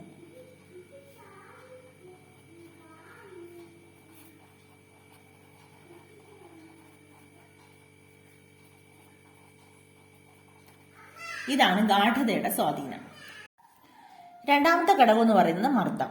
സന്തുലനാവസ്ഥയും മർദ്ദവും സെയിം ഇക്വേഷൻ തന്നെയാണ്. നൈട്രജനും ഹൈഡ്രജനും സംയോജിച്ച് അമോണിയ ഉണ്ടാകുന്നു. ഇനി മർദ്ദത്തിന്റെ കേസിൽ നമുക്കറിയാം, വാതകങ്ങളിലാണ് കൂടുതലും മർദ്ദം സ്വാധീനിക്കുന്നത്. അപ്പൊ വാതകങ്ങളിൽ മാത്രമേ ഈ മർദ്ദത്തിന്റെ സ്വാധീനം പ്രകടമായിട്ട് കാണുകയുള്ളൂ കേട്ടോ. അപ്പൊ ഇതിൽ നോക്കിയാൽ നമ്മൾ മർദ്ദം നോക്കുന്നത് എങ്ങനെയാണെന്ന് വെച്ചാൽ, ഈ മർദ്ദം കൊടുക്കുന്നത് നമ്പർ ഓഫ് മോൾസ്, ഇതിലെ തന്മാത്രകളുടെ എണ്ണം ആദ്യം നോക്കാം. തന്മാത്രകളുടെ എണ്ണം, അഭികാരങ്ങളുടെ ഭാഗത്തെ തന്മാത്രകളുടെ എണ്ണവും ഉൽപ്പന്നങ്ങളുടെ ഭാഗത്തെ തന്മാത്രകളുടെ എണ്ണവും നോക്കാം. ഇവിടെ അഭികാരങ്ങളുടെ ഭാഗത്ത് എത്ര തന്മാത്രയുണ്ട്? നൈട്രജന് 1 തന്മാത്ര പ്ലസ്, ഹൈഡ്രജന് 3 തന്മാത്ര. ഈ ലെഫ്റ്റ് സൈഡിലുള്ള നമ്പറാണ് നമ്മൾ എഴുതുന്നത് കേട്ടോ. ഇവിടെ എത്ര തന്മാത്രയുണ്ട്? 2. അപ്പൊ 3 1 4. ഇവിടെ 2. അതായത് 1 മോൾ നൈട്രജനും 3 മോൾ ഹൈഡ്രജനും കൂടെ ചേരുമ്പോൾ 2 മോൾ അമോണിയാണ് നമുക്ക് കിട്ടുന്നത്. വെള്ളത്തിൽ ടോട്ടൽ എങ്ങനെയാണ്? 4 തന്മാത്രകൾ ചേർന്ന് 4 എണ്ണം ചേർന്നിട്ട് നമുക്ക് എത്ര എണ്ണം കിട്ടി? 2 എണ്ണം കിട്ടി. അതായത് 4 മോൾ അഭികാരക തന്മാത്രകൾ ചേർന്ന് 2 മോൾ ഉൽപ്പന്ന തന്മാത്രകളാണ് നമുക്ക് കിട്ടുന്നത്. പുരോപ്രവർത്തനം നടക്കുവാണെങ്കിൽ, അതായത് ഇങ്ങോട്ട് ഈ ഡയറക്ഷനിലാണ് നടക്കുന്നതെങ്കിൽ 4 മോൾ അഭികാരക തന്മാത്രകൾ ചേർന്ന് 2 മോൾ ഉൽപ്പന്ന തന്മാത്രകൾ കിട്ടും. അതായത് വ്യാപ്തം കുറയുന്നു.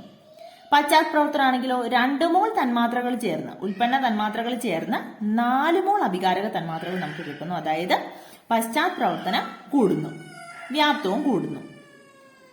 അപ്പൊ ഇവിടെ നമ്മൾ നോക്കേണ്ടതെന്ന് വെച്ചാല് ഇത്ര മാത്രം ഓർത്തിരിക്കുക. നമ്മൾ മർദ്ദം കൊടുക്കുമ്പോൾ മോളുകളുടെ എണ്ണം കുറയുന്ന ദിശയിലേക്കാണ് റിയാക്ഷൻ, പ്രവർത്തനം സ്പീഡായിട്ട് നടക്കുന്നത്, വേഗത്തിൽ നടക്കുന്നത്. ഒന്നുകൂടെ ശ്രദ്ധിക്കാം. മർദ്ദം കൊടുക്കുമ്പോൾ, നമ്മൾ ഇവിടെ മർദ്ദം കൂട്ടാന്ന് കരുതുക.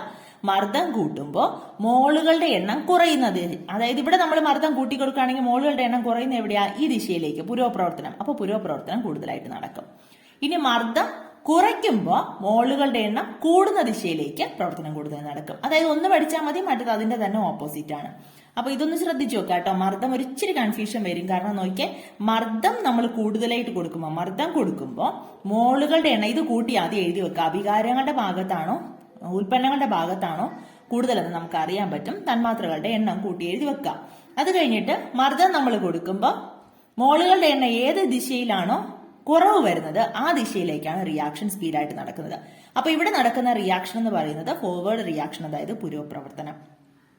ഇനി മർദ്ദം നമ്മൾ കുറയ്ക്കുകയാണെങ്കിൽ ഏത് ദിശയിലേക്ക് നടക്കും? പശ്ചാത് പ്രവർത്തനം നടക്കും. ക്ലിയർ ആയോ? ഇനി വേറൊരു എക്സാമ്പിൾ നോക്കിയാൽ,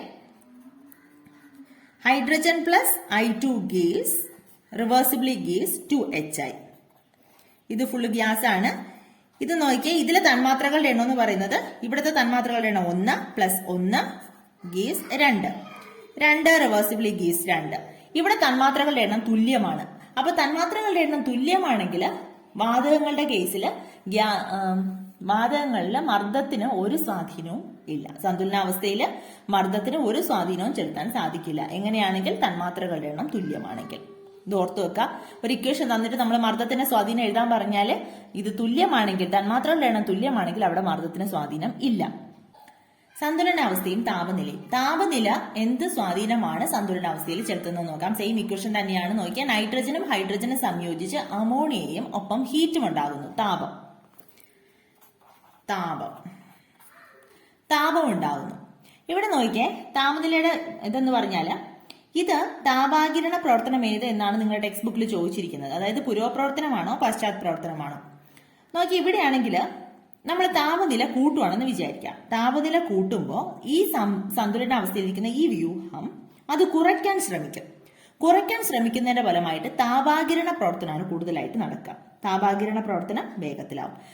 അത് കാരണം താപാകിരണ പ്രവർത്തനം വേഗത്തിലാകുന്നത് കാരണം ഈ അമോണിയ വിഘടിച്ച് എന്തായിട്ട് മാറും? നൈട്രജനും ഹൈഡ്രജനുമായിട്ട് മാറും.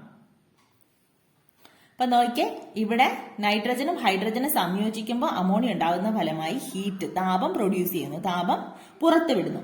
താപം പുറത്തുവിടുന്ന പ്രവർത്തനം എന്ന് പറയുന്നത് എക്സോതെർമിക് പ്രവർത്തനമാണ്, അതായത് താപമോചക പ്രവർത്തനമാണ്. ഇങ്ങനെ നടക്കുന്നത് താപമോചക പ്രവർത്തനം. അപ്പൊ ഇങ്ങോട്ട് വരുന്നത് താപമോചക പ്രവർത്തനം, അതായത് ഒരു റിയാക്ഷൻ നടക്കുമ്പോൾ, ഒരു പ്രവർത്തനം നടക്കുമ്പോൾ ഹീറ്റ്, താപം പുറത്തുവിടുന്നു, അത് താപമോചക പ്രവർത്തനം. ഈ കേസിൽ ഇത് താപമോചക പ്രവർത്തനമാണ്, താപമോചക പ്രവർത്തനം. ഇനി താപാകിരണ പ്രവർത്തനമാണെങ്കിലോ, അപ്പൊ അത് ഇങ്ങോട്ടാണ് നടക്കുന്നത്, അതായത് പുരോപ്രവർത്തനം എന്ന് പറയുന്നത് താപമോചക പ്രവർത്തനം. ഇനി ഇത് താപാകിരണ പ്രവർത്തനമാണെങ്കിലോ, നിങ്ങളുടെ ടെക്സ്റ്റ് ബുക്കിലെ ക്വസ്റ്റ്യൻ ആണ്. താപാകിരണ പ്രവർത്തനമാണെങ്കിൽ ഏതാ നടക്കുക? പശ്ചാത് പ്രവർത്തനമാണ്. അതായത് താപാകിരണ പ്രവർത്തനം എന്ന് പറഞ്ഞാൽ ഇതിൽ നിന്ന് ഇത് താപം ആകിരണം ചെയ്ത് ഈ പ്രോഡക്റ്റ് ഉണ്ടാകുന്നു, ഇങ്ങോട്ടാണ് നടക്കുന്നത്, അത് താപാകിരണ പ്രവർത്തനം. അപ്പൊ ഇങ്ങോട്ടാണ് നടക്കുന്നത്. ഇതെന്ത് റിയാക്ഷനാണ്? പശ്ചാത് പ്രവർത്തനം. അത് നമുക്കറിയാലോ. ഇങ്ങോട്ട് നടക്കുന്നത് ഫോർവേഡ് റിയാക്ഷൻ, പുരോപ്രവർത്തനവും ബാക്കിലോട്ട് നടക്കുന്ന പശ്ചാത് പ്രവർത്തനം. ഇത് പശ്ചാത് പ്രവർത്തനം, ഇത് പുരോപ്രവർത്തനം. അപ്പൊ നമുക്കൊരു റിയാക്ഷൻ കിട്ടിയാൽ ഇങ്ങനെ എഴുതാൻ അറിയാമെങ്കിൽ എന്ത് ചോദിക്കുന്ന എന്ത് ക്വസ്റ്റ്യൻ ആയാലും നമുക്ക് ചെയ്യാൻ പറ്റും. അപ്പൊ ഇവിടെ നോക്കിയേ, താപനില കൂട്ടുമ്പോൾ താപാകിരണ പ്രവർത്തനം വേഗത്തിലാകും. നമ്മൾ താപനില കൂട്ടി കൊടുക്കുകയാണെങ്കിൽ അവിടെ താപാകിരണ പ്രവർത്തനമാണ് വേഗത്തിൽ നടക്കുന്നത്. അതായത് എൻഡോതെർമിക് റിയാക്ഷൻ, താപ ആകിരണം ചെയ്യുന്ന പ്രവർത്തനം വേഗത്തിൽ നടക്കും. അപ്പൊ ഇവിടെ ടെമ്പറേച്ചർ കൂട്ടിക്കൊടുത്താൽ താപാകിരണ പ്രവർത്തനം വേഗത്തിൽ നടക്കും. അപ്പൊ ഏതാണ് കൂടുതലായിട്ട് നടക്കുന്നത്? പശ്ചാത്പ്രവർത്തനം. മനസ്സിലായോ? ഇനി താപനില കുറയ്ക്കുവാണ്. നമ്മൾ ഇവിടുത്തെ താപനില കുറയ്ക്കുവാണെങ്കിൽ താപമോചക പ്രവർത്തനമാണ് കൂടുതൽ നടക്കുന്നത്. താപമോചക പ്രവർത്തനം എന്ന് പറഞ്ഞാൽ ഇങ്ങോട്ട് നടക്കും. അപ്പോൾ അത് ഏത് പ്രവർത്തനമാണ്? പുരോപ്രവർത്തനം. സന്തുലനാവസ്ഥയും ഉൽപ്രേരകവുമാണ് നാലാമത്തെ സ്വാധീന ഘടകം എന്ന് പറയുന്നത്. ഉൽപ്രേരകം എന്താന്ന് പറഞ്ഞാൽ നമുക്കറിയാം. ഉൽപ്രേരകം എന്താ? Positive ഉൽപ്രേരകമുണ്ട്, negative ഉൽപ്രേരകമുണ്ട്. ഉൽപ്രേരകം എന്ന് പറഞ്ഞാൽ ഒരു റിയാക്ഷന്റെ, ഒരു പ്രവർത്തനത്തിന്റെ നിരക്ക് കൂട്ടുകയോ കുറയ്ക്കുകയോ ചെയ്യുന്ന സബ്സ്റ്റൻസ്, പദാർത്ഥങ്ങളെയാണ് നമ്മൾ ഉൽപ്രേരകം എന്ന് പറയുന്നത്. അപ്പൊ ഇവിടെ ഒരു വശത്ത് മാത്രമായിട്ട് ഉൽപ്രേരകം നമുക്ക് ചേർക്കാൻ സാധിക്കില്ല. കാരണം ഒരു റിയാക്ഷന്റെ, ഒരു പ്രവർത്തനത്തിന്റെ സ്പീഡ്, മൊത്തത്തിൽ സ്പീഡ് കൂട്ടാനോ കുറയ്ക്കാനോ, വേഗം കൂട്ടാനോ കുറയ്ക്കാനോ ആണ് ഉൽപ്രേരകം ഉപയോഗിക്കുന്നത്. അല്ലാതെ അഭികാരങ്ങളുടെ വേഗം മാത്രം കൂട്ടാനോ ഉൽപ്പന്നങ്ങളുടെ വേഗം മാത്രം കൂട്ടാനോ കുറയ്ക്കാനോ ആയിട്ട് ഉൽപ്രേരകം ഉപയോഗിക്കാറില്ല. ഉൽപ്രേരകം നമുക്ക് ഉപയോഗിക്കാൻ പറ്റില്ല. അപ്പൊ അത് സിസ്റ്റം മുഴുവനായിട്ട് ഒരേ നിരക്കിലാണ് വർദ്ധിപ്പിക്കുന്നത്. ആ വ്യൂഹം മുഴുവനായിട്ട് ഒരേ നിരക്കിൽ വർദ്ധിപ്പിക്കാനാണ് നമ്മൾ ഉൽപ്രേരകം ഉപയോഗിക്കുന്നത്. അടുത്തതിന്റെ മൂന്നാമത്തെ ഭാഗം എന്ന് പറയുന്നത് സൾഫ്യൂരിക് ആസിഡ്. നമ്മൾ അമോണിയ പഠിച്ചതുപോലെ തന്നെ സൾഫ്യൂരിക് ആസിഡ്. സൾഫ്യൂരിക് ആസിഡിന്റെ ഉപയോഗങ്ങൾ എന്ന് പറയുന്നത്, ഒന്ന് നിർജ്ജലീകരണത്തിന് സൾഫ്യൂരിക് ആസിഡ് ഉപയോഗിക്കുന്നുണ്ട്. മറ്റു രാസവസ്തുക്കളുടെ നിർമ്മാണത്തിന്, വേറെ രാസവസ്തുക്കൾ ഉണ്ടാക്കാൻ വേണ്ടിയിട്ട് സൾഫ്യൂരിക് ആസിഡ് ഉപയോഗിക്കുന്നുണ്ട്. ദെൻ രാസവളങ്ങൾ നിർമ്മിക്കാൻ വേണ്ടിയിട്ട് ഉപയോഗിക്കുന്നുണ്ട്. പെട്രോളിയം ശുദ്ധീകരിക്കാൻ വേണ്ടിയിട്ട് ഉപയോഗിക്കുന്നുണ്ട്. പെയിന്റ് നിർമ്മാണത്തിന് ഉപയോഗിക്കുന്നുണ്ട്. ദെൻ ഫൈബർ നിർമ്മിക്കാൻ വേണ്ടിയിട്ട് ഉപയോഗിക്കുന്നുണ്ട്. സ്ഫോടക വസ്തുക്കൾ നിർമ്മിക്കാൻ വേണ്ടിയിട്ട് ഉപയോഗിക്കുന്നുണ്ട്. ഇങ്ങനെ ധാരാളം ഉപയോഗങ്ങൾ നമുക്ക് സൾഫ്യൂരിക് ആസിഡ് കൊണ്ടുണ്ട്. അതുകൊണ്ട് തന്നെ നമ്മൾ സൾഫ്യൂരിക് ആസിഡിനെ രാസവസ്തുക്കളുടെ രാജാവ് അഥവാ കിങ് ഓഫ് കെമിക്കൽസ് എന്നാണ് അറിയപ്പെടുന്നത്. സൾഫ്യൂരിക് ആസിഡിനെ. അപ്പൊ സൾഫ്യൂരിക് ആസിഡിന്റെ പ്രിപ്പറേഷൻ, നിർമ്മാണം എങ്ങനെയാണെന്ന് നോക്കാം. സൾഫ്യൂരിക് ആസിഡിന്റെ വ്യാവസായിക നിർമ്മാണം. സൾഫ്യൂരിക് ആസിഡ് വ്യാവസായികമായി നിർമ്മിക്കുന്നതിന് കോണ്ടാക്ട് പ്രോസസ് അല്ലെങ്കിൽ സമ്പർക്ക പ്രക്രിയ എന്നാണ് അറിയപ്പെടുന്നത്. അപ്പൊ സിമ്പിൾ ആയിട്ടുള്ള ഒരു പ്രോസസ് ആണ്. നോക്കി എങ്ങനെയാണെന്ന്. സൾഫർ ഓക്സിജനിൽ കത്തി സൾഫർ ഡൈ ഓക്സൈഡ് ആദ്യം ഉണ്ടാകും. സൾഫർ ഓക്സിജനിൽ കത്തി സൾഫർ ഡൈ ഓക്സൈഡ് ഉണ്ടാകും. അപ്പൊ അതിന്റെ ഇക്വേഷൻ നമുക്ക് എങ്ങനെ എഴുതാം? S+O2 gives SO2, sulphur dye oxide. ഇനി ഈ സൾഫർ ഡൈ ഓക്സൈഡ് ഓക്സിജനുമായിട്ട്, അന്തരീക്ഷത്തിലെ ഓക്സിജനുമായിട്ട് പിന്നെയും വനേഡിയം പെന്റോക്സൈഡ് എന്ന് പറയുന്ന ഉൽപ്രേരകത്തിന്റെ സാന്നിധ്യത്തിൽ 450 ഡിഗ്രി സെൽഷ്യസിൽ നല്ല ടെമ്പറേച്ചറിൽ, നല്ല താപനിലയിൽ സൾഫർ ട്രൈ ഓക്സൈഡ് ആയിട്ട് മാറും, SO3. അപ്പോൾ ഈ സൾഫർ ഡൈ ഓക്സൈഡ് ഓക്സിജനിൽ പിന്നെയും പ്രവർത്തിച്ച്, അതായത് വനേഡിയം പെന്റോക്സൈഡ് എന്ന് പറയുന്ന ഉൽപ്രേരകത്തിന്റെ സാന്നിധ്യത്തിൽ പ്രവർത്തിച്ച് സൾഫർ ട്രൈ ഓക്സൈഡ് ഉണ്ടാകും. ഈ സൾഫർ ട്രൈ ഓക്സൈഡിനെ ജലത്തിൽ വേണമെങ്കിൽ ലയിപ്പിക്കാം കേട്ടോ. അത് ലയിപ്പിക്കാത്തതിന് കാരണമുണ്ട്, അത് നമുക്ക് പറയാം എന്താന്ന്. ഈ സൾഫർ ട്രൈ ഓക്സൈഡിനെ ഗാഢ സൾഫ്യൂരിക് ആസിഡിൽ ലയിപ്പിക്കും. വേറെ കുറച്ച് ഗാഢ സൾഫ്യൂരിക് ആസിഡ് എടുത്തിട്ട് അതിനകത്തേക്ക് സൾഫർ ഡൈ ഓക്സൈഡിനെ ലയിപ്പിക്കും. സൾഫർ ഡൈ ഓക്സൈഡിനെ ലയിപ്പിക്കുമ്പോൾ നമുക്ക് കിട്ടുന്ന ഉൽപ്പന്നമാണ് ഒലിയം, H2S2O7. ഇവിടെ നോക്കിയാൽ ഇത് പഠിക്കേണ്ട ആവശ്യമൊന്നുമില്ല, കാണാതെ SO3 H2SO4 ഇത് അങ്ങ് ചേർത്ത് എഴുതിയാൽ മതി. H2 then S, 2S ഉണ്ട് കണ്ടോ, S2 then O, 3 4 7 O7. ഇവിടെ ഉള്ളതിനെ കൂട്ടി അങ്ങ് എഴുതിയാൽ മതി, H2S2O7. അത് ഒലിയം എന്ന പേരിലാണ് അറിയപ്പെടുന്നത്. ഒലിയം. ഈ ഒലിയം ജലത്തിൽ ലയിപ്പിച്ചാണ് സൾഫ്യൂരിക് ആസിഡ് നിർമ്മിക്കുന്നത്. അതിന്റെ ഇക്വേഷനാണ് H2S2O7 plus H2O gives 2H2SO4. Oleum ജലത്തിൽ ലയിപ്പിച്ച് സൾഫ്യൂരിക് ആസിഡ് നിർമ്മിക്കും. അപ്പൊ ഇതാണ് സൾഫ്യൂരിക് ആസിഡിന്റെ വ്യാവസായിക നിർമ്മാണം. സൾഫർ ആദ്യം ഓക്സിജനിൽ കത്തി സൾഫർ ഡൈ ഓക്സൈഡ് ഉണ്ടാകും. ഈ സൾഫർ ഡൈ ഓക്സൈഡ് പിന്നെയും അന്തരീക്ഷത്തിലെ ഓക്സിജനുമായിട്ട് റിയാക്ട് ചെയ്ത് വനേഡിയം പെന്റോക്സൈഡിന്റെ സാന്നിധ്യത്തിൽ സൾഫർ ട്രൈ ഓക്സൈഡ് ഉണ്ടാകും. ഈ സൾഫർ ട്രൈ ഓക്സൈഡ് പിന്നെ ഗാഢ സൾഫ്യൂരിക് ആസിഡ്, കുറച്ച് വേറെ ഗാഢ സൾഫ്യൂരിക് ആസിഡ് എടുത്ത് അതിൽ ലയിപ്പിക്കും. അപ്പൊ നമുക്ക് ഒലിയം കിട്ടും. ഈ ഒലിയത്തിനെ ജലത്തിൽ ലയിപ്പിച്ചിട്ടാണ് സൾഫ്യൂരിക് ആസിഡ് ഉണ്ടാക്കുന്നത്. ഓക്കെ, നിങ്ങളുടെ ടെക്സ്റ്റ് ബുക്കിൽ ഒരു ചാർട്ട് കൊടുത്തിട്ടുണ്ട്, ഒരു ഫ്ലോ ചാർട്ട് കംപ്ലീറ്റ് ചെയ്യാൻ വേണ്ടിയിട്ട്. സൾഫർ ഓക്സിജനിൽ കത്തിയിട്ട് എന്തുണ്ടാകും? Sulphur dioxide. പിന്നെ ഓക്സിജനുമായിട്ട് റിയാക്ട് ചെയ്യുമ്പോൾ എന്ന് കൊടുത്തിട്ടുണ്ട് SO3. എനിക്ക് തോന്നുന്നു പേജ് നമ്പർ 89 പേജ് നമ്പർ 89 കൊടുത്തിരിക്കുന്നതാണ് കേട്ടോ. ദെൻ അത് കഴിഞ്ഞ് കോൺസെൻട്രേറ്റഡ് സൾഫ്യൂരിക് ആസിഡ്, ഗാഢ സൾഫ്യൂരിക് ആസിഡുമായിട്ട് റിയാക്ട് ചെയ്യുമ്പോൾ കിട്ടുന്നതാണ് ഒലിയം. ഒലിയം വെള്ളത്തിൽ ലയിപ്പിക്കുമ്പോൾ കിട്ടുന്നത് സൾഫ്യൂരിക് ആസിഡ്. പിന്നെ ഇവിടെ ഒരു ക്വസ്റ്റ്യൻ ഉള്ളതെന്ന് വെച്ചാൽ ഈ സൾഫർ ട്രയോക്സൈഡിലെ നമുക്ക് കിട്ടുന്ന സൾഫർ ട്രയോക്സൈഡ് അത് ജലത്തിൽ ലയിപ്പിച്ചാലും സൾഫ്യൂരിക് ആസിഡ് കിട്ടുമായിരുന്നല്ലോ. പിന്നെ എന്താ, നമ്മൾ സൾഫർ ഡയോക്സൈഡിനെ സൾഫ്യൂരിക് ആസിഡിൽ പിന്നെയും ലയിപ്പിച്ചിട്ടാണ്, നമ്മൾ ഒലിയം ഉണ്ടാക്കിയിട്ടാണ് അതിനെ ജലത്തിൽ പിന്നെയും ലയിപ്പിക്കുന്നത്. അതിന് മുന്നേ എന്താ ജലത്തിൽ ലയിപ്പിക്കാത്തതെന്ന് ചോദിച്ചാൽ എന്ത് പറയും? ഈ സൾഫർ ട്രയോക്സൈഡ് ജലത്തിൽ ലയിപ്പിക്കുന്ന പ്രവർത്തനം എന്ന് പറയുന്നത് താപമോചക പ്രവർത്തനമാണ്. അതായത് താപം പുറത്തുവിടുന്ന പ്രവർത്തനം. പെട്ടെന്ന് താപം ഇങ്ങനെ പുറത്തുവിടും. താപം പുറത്തുവിടുന്ന പ്രവർത്തനമാകുമ്പോൾ അതിനകത്ത് നമ്മൾ ലയിപ്പിക്കാൻ ശ്രമിക്കുമ്പോൾ എന്ത് പറ്റുമെന്നറിയോ? അതിനകത്ത് നമ്മൾ ലയിപ്പിക്കാൻ ശ്രമിക്കുമ്പോൾ അത് ആദ്യം മഞ്ഞ പോലുള്ള ചെറു കണങ്ങളായിട്ട്, അതായത് സ്മോഗ് എന്ന് പറയും, ആയിട്ട് മാറും. അപ്പൊ തുടർന്നുള്ള ലയനത്തെ പിന്നീട് അത് ലയിക്കുന്നതിനെ തടസ്സപ്പെടുത്തും. അതാണ് കാരണം. അതുകൊണ്ടാണ് സൾഫർ ട്രയോക്സൈഡിനെ ഗാഢ സൾഫ്യൂരിക് ആസിഡിൽ ലയിപ്പിച്ച് ഒലിയം ഉണ്ടാക്കിയതിന് ശേഷം വെള്ളത്തിൽ ലയിപ്പിച്ച് സൾഫ്യൂരിക് ആസിഡ് ഉണ്ടാകുന്നത്. ഡയറക്റ്റ് സൾഫർ ട്രയോക്സൈഡിനെ ജലത്തിൽ ലയിപ്പിച്ച് സൾഫ്യൂരിക് ആസിഡ് ഉണ്ടാക്കാറില്ല. അപ്പൊ അത് ഞാനിവിടെ എഴുതി ചേർക്കാൻ വിട്ടുപോയി. നിങ്ങളുടെ ടെക്സ്റ്റ് ബുക്കിൽ 89ാമത്തെ പേജിൽ ലാസ്റ്റ് ഭാഗത്തുണ്ട് കേട്ടോ, ഒന്ന് നോക്കി പഠിച്ചേക്കണേ. സൾഫ്യൂരിക് ആസിഡിന്റെ ഭൗതിക ഗുണങ്ങളുണ്ട്, രാസഗുണങ്ങളുണ്ട്. അതിന്റെ ഗുണങ്ങൾ, ഭൗതിക ഗുണങ്ങൾ എന്ന് പറഞ്ഞാൽ അതിന് നിറമില്ല. സൾഫ്യൂരിക് ആസിഡിന് നിറമില്ല. വിസ്കോസിറ്റി താരതമ്യേന കൂടുതലാണ്. വിസ്കോസിറ്റി കൂടുതലാണ്. തീവ്ര നാശക സ്വഭാവം, ഭയങ്കര തീവ്ര നാശക സ്വഭാവമാണ്. അത് നമ്മുടെ ഇതിലൊരു തുള്ളി വീണാലൊക്കെ നമുക്കറിയാം, തുണിയിൽ വീണാലൊക്കെ അത് ബേൺ ചെയ്തങ്ങ് പോകും. അതുപോലെ ദെൻ ജലത്തേക്കാൾ സാന്ദ്രത കൂടുതലാണ്. ജലത്തിൽ ലയിക്കുന്നു, ജലത്തിൽ ഇത് ലയിക്കും. അതിന്റെ രാസഗുണങ്ങൾ എന്ന് പറഞ്ഞാൽ, രാസഗുണങ്ങൾ പറയാൻ വേണ്ടിയിട്ട് ഒരു ടെസ്റ്റ് ട്യൂബിൽ 5 ml ജലം എടുക്കുക. 5 ml ജലം എടുത്ത് അതിനകത്തേക്ക് ഏതാനും തുള്ളി സൾഫ്യൂരിക് ആസിഡ് സാവധാനം ചേർക്കുക. ടെസ്റ്റ് ട്യൂബിന്റെ അടിഭാഗത്ത് നമ്മളിങ്ങനെ പിടിച്ചു നോക്കിയാൽ നല്ല ചൂട് അനുഭവപ്പെടും. എന്താണെന്നറിയോ കാര്യം? താപമോചക പ്രവർത്തനമാണ്. കാരണം അത് താപം പുറത്തു വിടുന്ന പ്രവർത്തനമാണ്. അതുകൊണ്ടാണ് സൾഫ്യൂരിക് ആസിഡ് നേർപ്പിക്കുമ്പോൾ ജലത്തിലേക്ക് ആസിഡ് അല്പാൽപമായിട്ട് ചേർത്ത് ഇളക്കി ലയിപ്പിക്കണമെന്ന് പറയുന്നത്.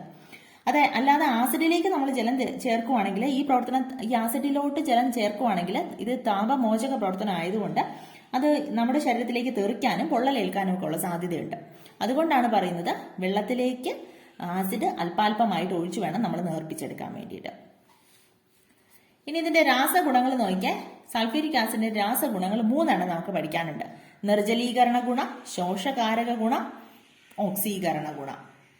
നോക്കി ഒറ്റ പേപ്പറിൽ തന്നെ നമ്മൾ പഠിക്കുന്നുണ്ട്. എളുപ്പത്തിൽ പഠിക്കാൻ വേണ്ടിയിട്ടാണ് രാസഗുണങ്ങൾ. ഒന്നാമത്തത് നിർജ്ജലീകരണ ഗുണം. നിർജ്ജലീകരണ ഗുണം മനസ്സിലാക്കാൻ വേണ്ടിയിട്ട് ഒരു ചെറിയ ആക്ടിവിറ്റി നോക്കിയാൽ എന്താന്ന്, പഞ്ചസാര, നമ്മുടെ പഞ്ചസാരയിലെ ഒരു വാച്ച് ഗ്ലാസ്സിൽ അല്പം പഞ്ചസാര എടുത്തിട്ട് അതിലേക്ക് ഏതാനും തുള്ളി ഗാഢ സൾഫ്യൂരിക് ആസിഡ് ചേർത്ത് നോക്കണം. വാച്ച് ഗ്ലാസ്സിൽ പഞ്ചസാര എടുത്ത് അതിനകത്തേക്ക് ഗാഢ സൾഫ്യൂരിക് ആസിഡ് ചേർത്ത് നോക്കാം. ചേർത്ത് നോക്കുമ്പോൾ നമുക്ക് കിട്ടുന്നത് കരിയാണ്. കരിഞ്ഞ് കിട്ടും. നമ്മൾ ചൂടാക്കുന്ന ഒരു എഫക്റ്റ് ആണ് സൾഫ്യൂരിക് ആസിഡ് ഒഴിക്കുമ്പോഴും കിട്ടുന്നത്. കരി കിട്ടും. പഞ്ചസാരയുടെ മോളിക്കുലാർ ഫോർമുല എന്ന് പറയുന്നത്, തന്മാത്രാ സൂത്രം എന്ന് പറയുന്നത് C12H22O11 ഗീവ്സ്, ഗാഢ സൾഫ്യൂരിക് ആസിഡ് നമ്മൾ ചേർത്തു. അപ്പൊ കാർബൺ കിട്ടി, കരിയാണ് കാർബൺ. 12C+11H2O, ഇതാണ് നമുക്ക് കിട്ടിയത്. അപ്പൊ ഇതിൽ നിന്ന് നമുക്ക് മനസ്സിലായത് എന്താന്ന് വെച്ചാൽ, നോക്കിയ പദാർത്ഥങ്ങളിൽ രാസപരമായി സംയോജിച്ചിരിക്കുന്ന ജലത്തെ അല്ലെങ്കിൽ പദാർത്ഥങ്ങളിലെ ഹൈഡ്രജനെയും ഓക്സിജനെയും ജലത്തിന്റെ അതേ അനുപാതത്തിൽ ആഗിരണം ചെയ്യാൻ ഗാഢ സൾഫ്യൂരിക് ആസിഡിന് കഴിയും. ഈ പ്രക്രിയയാണ് നമ്മുടെ നിർജ്ജലീകരണ ഗുണം എന്ന് പറയുന്നത്. ജലത്തിന്റെ അതേ റേഷ്യോ എന്ന് പറഞ്ഞാൽ H2O, ഈ 2 ഹൈഡ്രജനെയും 1 ഓക്സിജനും എന്നുള്ള റേഷ്യോയിൽ ഏതിലെന്നും ആഗിരണം ചെയ്യാൻ വേണ്ടിയിട്ട് സൾഫ്യൂരിക് ആസിഡിന് കഴിയും. അതുകൊണ്ടാണ് ഗാഢ സൾഫ്യൂരിക് ആസിഡ് ഒരു ശക്തിയേറിയ നിർജ്ജലീകാരിയായിട്ട് ഉപയോഗിക്കുന്നത്. ഡീഹൈഡ്രേറ്റിംഗ് ഏജന്റ്, ജലത്തിന്റെ അംശം വലിച്ചെടുക്കുന്ന ഒരു ഡീഹൈഡ്രേറ്റിംഗ് ഏജന്റ് ആയിട്ട് സൾഫ്യൂരിക് ആസിഡ് ഉപയോഗിക്കാൻ കാരണം അതുകൊണ്ടാണ്. പദാർത്ഥങ്ങളിൽ പദാർത്ഥങ്ങൾ സംയോജിച്ചിരിക്കുന്നതാണ് ഈ വാട്ടർ എന്ന് പറയുന്നത്, വെള്ളം എന്ന് പറയുന്നത്. പക്ഷേ ആ വെള്ളത്തിന്റെ അനുപാതത്തിൽ 2 ഹൈഡ്രജനും 1 ഓക്സിജനും കൂടെ ചേർത്ത് വെള്ളമായിട്ട് തന്നെ അതിനെ അബ്സോർബ് ചെയ്തെടുക്കാൻ, ആഗിരണം ചെയ്തെടുക്കാൻ ആർക്ക് കഴിയും? സൾഫ്യൂരിക് ആസിഡിന് കഴിയും. അതുകൊണ്ട് ഈ പ്രക്രിയയാണ് നമ്മൾ നിർജ്ജലീകരണം എന്ന് പറയുന്നത്. ഇത് ഗാഢ സൾഫ്യൂരിക് ആസിഡിന് കൂടുതലാണ്. ഗാഢ സൾഫ്യൂരിക് ആസിഡ് ശക്തിയേറിയ ഒരു നിർജ്ജലീകാരിയാണ്. നിങ്ങളുടെ ടെക്സ്റ്റ് ബുക്കിൽ കൊടുത്തിട്ടുണ്ട്, കോട്ടൺ തുണിയിൽ ഗാഢ സൾഫ്യൂരിക് ആസിഡ് വീഴ്ത്തിയാൽ എന്താ പറ്റുക എന്നുള്ളത്. അത് ബേൺ ചെയ്തു പോകും, അത് അബ്സോർബ് ചെയ്ത്. അത് കാരണം എന്താണെന്ന് വെച്ചാൽ ഗാഢ സൾഫ്യൂരിക് ആസിഡ് ഈ കോട്ടൺ തുണിയിലുള്ള വാട്ടറിന്റെ അംശം, അതിന് ജലത്തിന്റെ അംശം ഈ ജലത്തിന്റെ അനുപാതത്തിൽ H2O എന്നുള്ള അനുപാതത്തിൽ തന്നെ അത് ആഗിരണം ചെയ്യുമ്പോൾ അത് അവിടെ നിന്ന് ബേൺ ചെയ്തു പോകുന്ന രീതിയിൽ പോകും. അടുത്തത് ശോഷകാരക ഗുണം. ശോഷകാരക ഗുണം എന്ന് പറഞ്ഞാൽ ഒരു പദാർത്ഥത്തോടൊപ്പമുള്ള ജലാംശം ആഗിരണം ചെയ്യാൻ കഴിയുന്ന പദാർത്ഥങ്ങളെയാണ് ശോഷകാരകങ്ങൾ എന്ന് പറയുന്നത്. ഇത് നമ്മൾ ഇതിന്റെ ഈ ചാപ്റ്ററിന് ആദ്യം കണ്ടതാണ്. ശോഷകാരക ഗുണം കാൽസ്യം ഓക്സൈഡിലൂടെ, നീറ്റുകക്കയിലൂടെ നമ്മൾ കടത്തിവിട്ടില്ലേ, അമോണിയയും ജലത്തിന്റെ അംശവും. അപ്പൊ നീറ്റുകക്ക നല്ലൊരു ശോഷകാരകയായിട്ട് പ്രവർത്തിച്ചു, ജലത്തിന് ആഗിരണം ചെയ്തു. അത് തന്നെയാണ് ഇവിടെ. ഒരു പദാർത്ഥത്തോടൊപ്പമുള്ള ജലത്തിന്റെ അംശം ആഗിരണം ചെയ്യാനുള്ള കഴിവിനെയാണ് നമ്മൾ ശോഷകാരക ഗുണം എന്ന് പറയുന്നത്. ആ പദാർത്ഥങ്ങളാണ് ശോഷകാരകങ്ങൾ അഥവാ drying agents. Chlorine, SO2, HCl എന്നീ വാതകങ്ങളുടെ നിർമ്മാണത്തിൽ ഗാഢ സൾഫ്യൂരിക് ആസിഡാണ് ശോഷകാരകമായിട്ട് ഉപയോഗിക്കുന്നത്. അമോണിയയുടെ നിർമ്മാണ വേളയിൽ നമ്മൾ സൾഫ്യൂരിക് ആസിഡ് ഉപയോഗിക്കുന്നില്ലല്ലോ. എന്തുകൊണ്ടാണ് ശോഷകാരകമായിട്ട് ഉപയോഗിക്കാത്തത്? അങ്ങനെ ഒരു ക്വസ്റ്റ്യൻ വന്നാൽ എങ്ങനെ എഴുതാം? അമോണിയ എന്ന് പറയുന്നത് ബേസിക സ്വഭാവമുള്ളതാണ്, നമ്മൾ കണ്ടു. അമോണിയ ഗാഢ സൾഫ്യൂരിക് ആസിഡുമായിട്ട് പ്രവർത്തിച്ചാൽ അമോണിയം സൾഫേറ്റ് എന്നുള്ള ലവണമാണ് ഉണ്ടാകുന്നത്. അപ്പൊ അതുകൊണ്ടാണ് അതിലെ ശോഷകാരകമായിട്ട് സൾഫ്യൂരിക് ആസിഡ് ഉപയോഗിക്കാതെ നമ്മൾ കാൽസ്യം ഓക്സൈഡ് ഉപയോഗിച്ചത്. അത് ബേസിക് തന്നെയാണ്, ആസിഡായിട്ട് ഉപയോഗിക്കില്ല. കാരണം ബേസും ആസിഡും കൂടെ ചേർന്നാൽ നമുക്കറിയാം ലവണമാണ് ഉണ്ടാകുന്നത്, ലവണവും ജലവുമാണ് ഉണ്ടാകുന്നത്, നമ്മൾ പഠിച്ചിട്ടുണ്ട്. മൂന്നാമത്തത് ഓക്സീകരണ ഗുണം. ഓക്സീകരണ ഗുണം പറയാൻ വേണ്ടിയിട്ട് ഒരു ടെസ്റ്റ് ട്യൂബിൽ അല്പം കാർബൺ എടുത്ത് അതിലേക്ക് ഗാഢ സൾഫ്യൂരിക് ആസിഡ് ഒഴിച്ച് ചൂടാക്കുക. ചൂടാക്കുന്ന സമയത്ത് എന്താ സംഭവിക്കുന്നത് നോക്കുക. ചൂടാക്കുമ്പോൾ ഇങ്ങനെയാണ് അതിന്റെ റിയാക്ഷൻ വരുന്നത്. Carbon plus 2H2SO4 gives CO2 plus 2H2O plus 2SO2. ഇതാണ് അതിന്റെ റിയാക്ഷൻ. ഇവിടെ വരുന്ന ഓക്സിഡേഷൻ നമ്പർ, നമുക്ക് ഇതിന്റെ ഓക്സിഡേഷൻ നമ്പറൊക്കെ നമ്മൾ 9ാം ക്ലാസ്സിൽ പഠിച്ചതാണ്. ഇതിൽ വരുന്ന ഓക്സിഡേഷൻ എങ്ങനെ എഴുതാൻ പറ്റുക?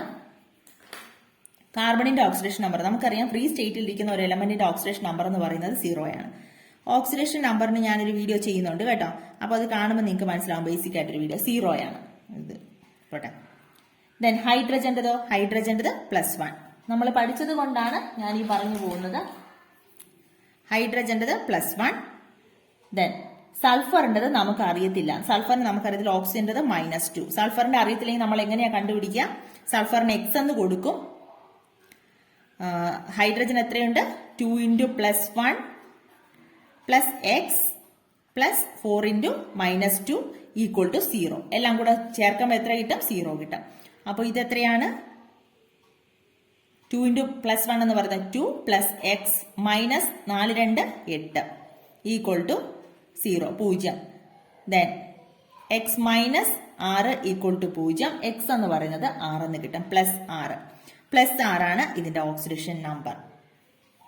ദെൻ ഇവിടെയോ CO2 ഇവിടെ -2 ആണ്. -2 ഓക്സിജന് -2 ആണ്, നമ്മൾ പഠിച്ചിട്ടുണ്ട് കഴിഞ്ഞ വർഷം 9ാം ക്ലാസ്സിൽ. -2 × 2 4 ആണ്. അപ്പോൾ ഇവിടെ +4. എന്നാലും നമുക്കിത് കൂട്ടുമ്പോൾ 0 കിട്ടുള്ളൂ. ദെൻ ഇവിടെ +1 ആണ്, -2. ദെൻ ഇവിടെ -2 × 2 എന്ന് പറയുന്നത് -4 ആണ്. അപ്പോൾ ഇവിടെ വരുന്ന +4. എന്നാലും ഇവിടെ 0 കിട്ടുള്ളൂ. അപ്പോൾ ഇത് ഞാൻ സ്പീഡിൽ പോകാൻ കാരണം നമ്മൾ ഓക്സിഡേഷൻ നമ്പർ പഠിച്ചതാണ്. ഇനി അത് മനസ്സിലാകാത്തവർ ഓക്സിഡേഷൻ നമ്പറിന്റെ ബേസിക് വീഡിയോ ഉണ്ട്, അതിന്റെ ലിങ്ക് ഞാൻ ഡിസ്ക്രിപ്ഷൻ ബോക്സിൽ കൊടുത്തേക്ക്, അത് കണ്ടാൽ മതി. നിങ്ങൾക്ക് ഇത്രയും ഡീറ്റെയിൽഡ് ആയിട്ട് എക്സാമിന് ഇല്ല, അതുകൊണ്ടാണ് ഞാൻ സ്പീഡിൽ പോയത്. അപ്പൊ ഇവിടെ നോക്കിയേ, ഇവിടെ നമുക്ക് കാർബണിൽ നിന്ന് ഇവിടെ വന്ന പ്രോഡക്റ്റിന്റെ അഭികാരകത്തിലെ കാർബണിൽ നിന്ന് ഉൽപ്പന്നത്തിന്റെ കാർബണിൽ വരുമ്പോൾ നോക്കിയേ, ഓക്സിഡേഷൻ നമ്പർ കൂടി. 0 നിന്ന് ഓക്സിഡേഷൻ നമ്പർ +4 ആയിട്ട് കൂടി. അപ്പൊ ഇവിടെ നടക്കുന്നത് ഓക്സീകരണം. അപ്പൊ ഇതെന്ന് പറയുന്നത് H2SO4 എന്ന് പറയുന്നതാണ് ഇവിടത്തെ ഓക്സീകാരി.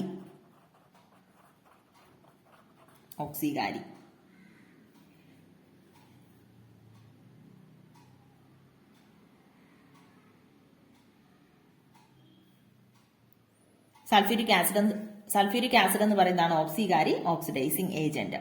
ഇവിടെ കാർബൺ എന്ന് പറയുന്നത് ഓക്സീകരിക്കപ്പെടുകയാണ് ചെയ്തത്. ഓക്സീകരണമാണ് നടന്നത്. അപ്പോൾ ഇതിന്റെ ഓക്സീകാരി എന്ന് പറയുന്നത് സൾഫ്യൂരിക് ആസിഡ്.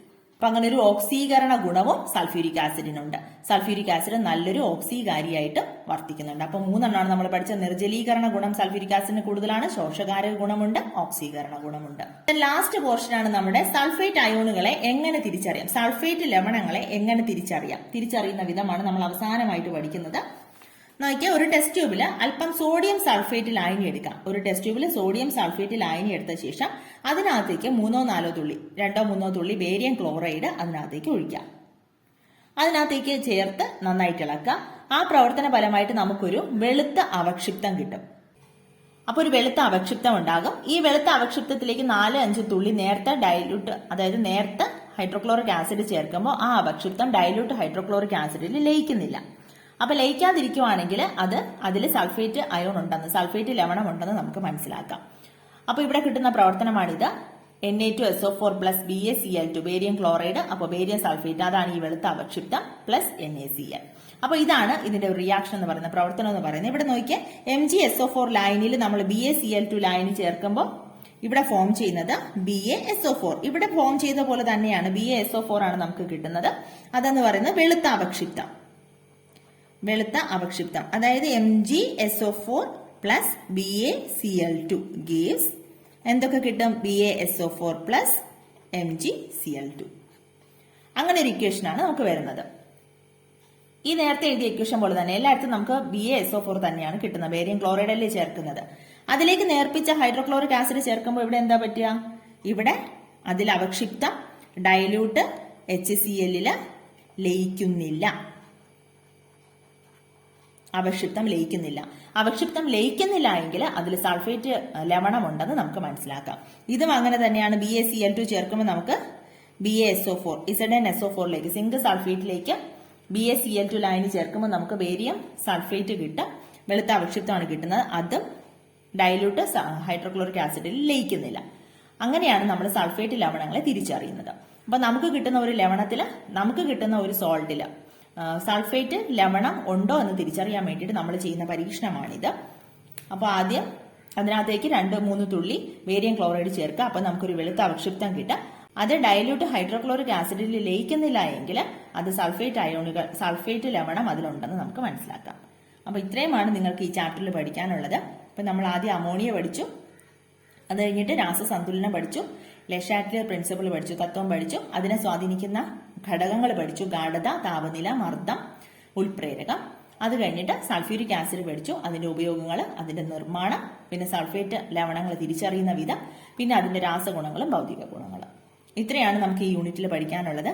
അപ്പോൾ വളരെ ക്ലിയറായി മനസ്സിലായെന്ന് വിചാരിക്കുന്നു. അപ്പോൾ അടുത്ത ക്ലാസ്സിൽ കാണാം. താങ്ക്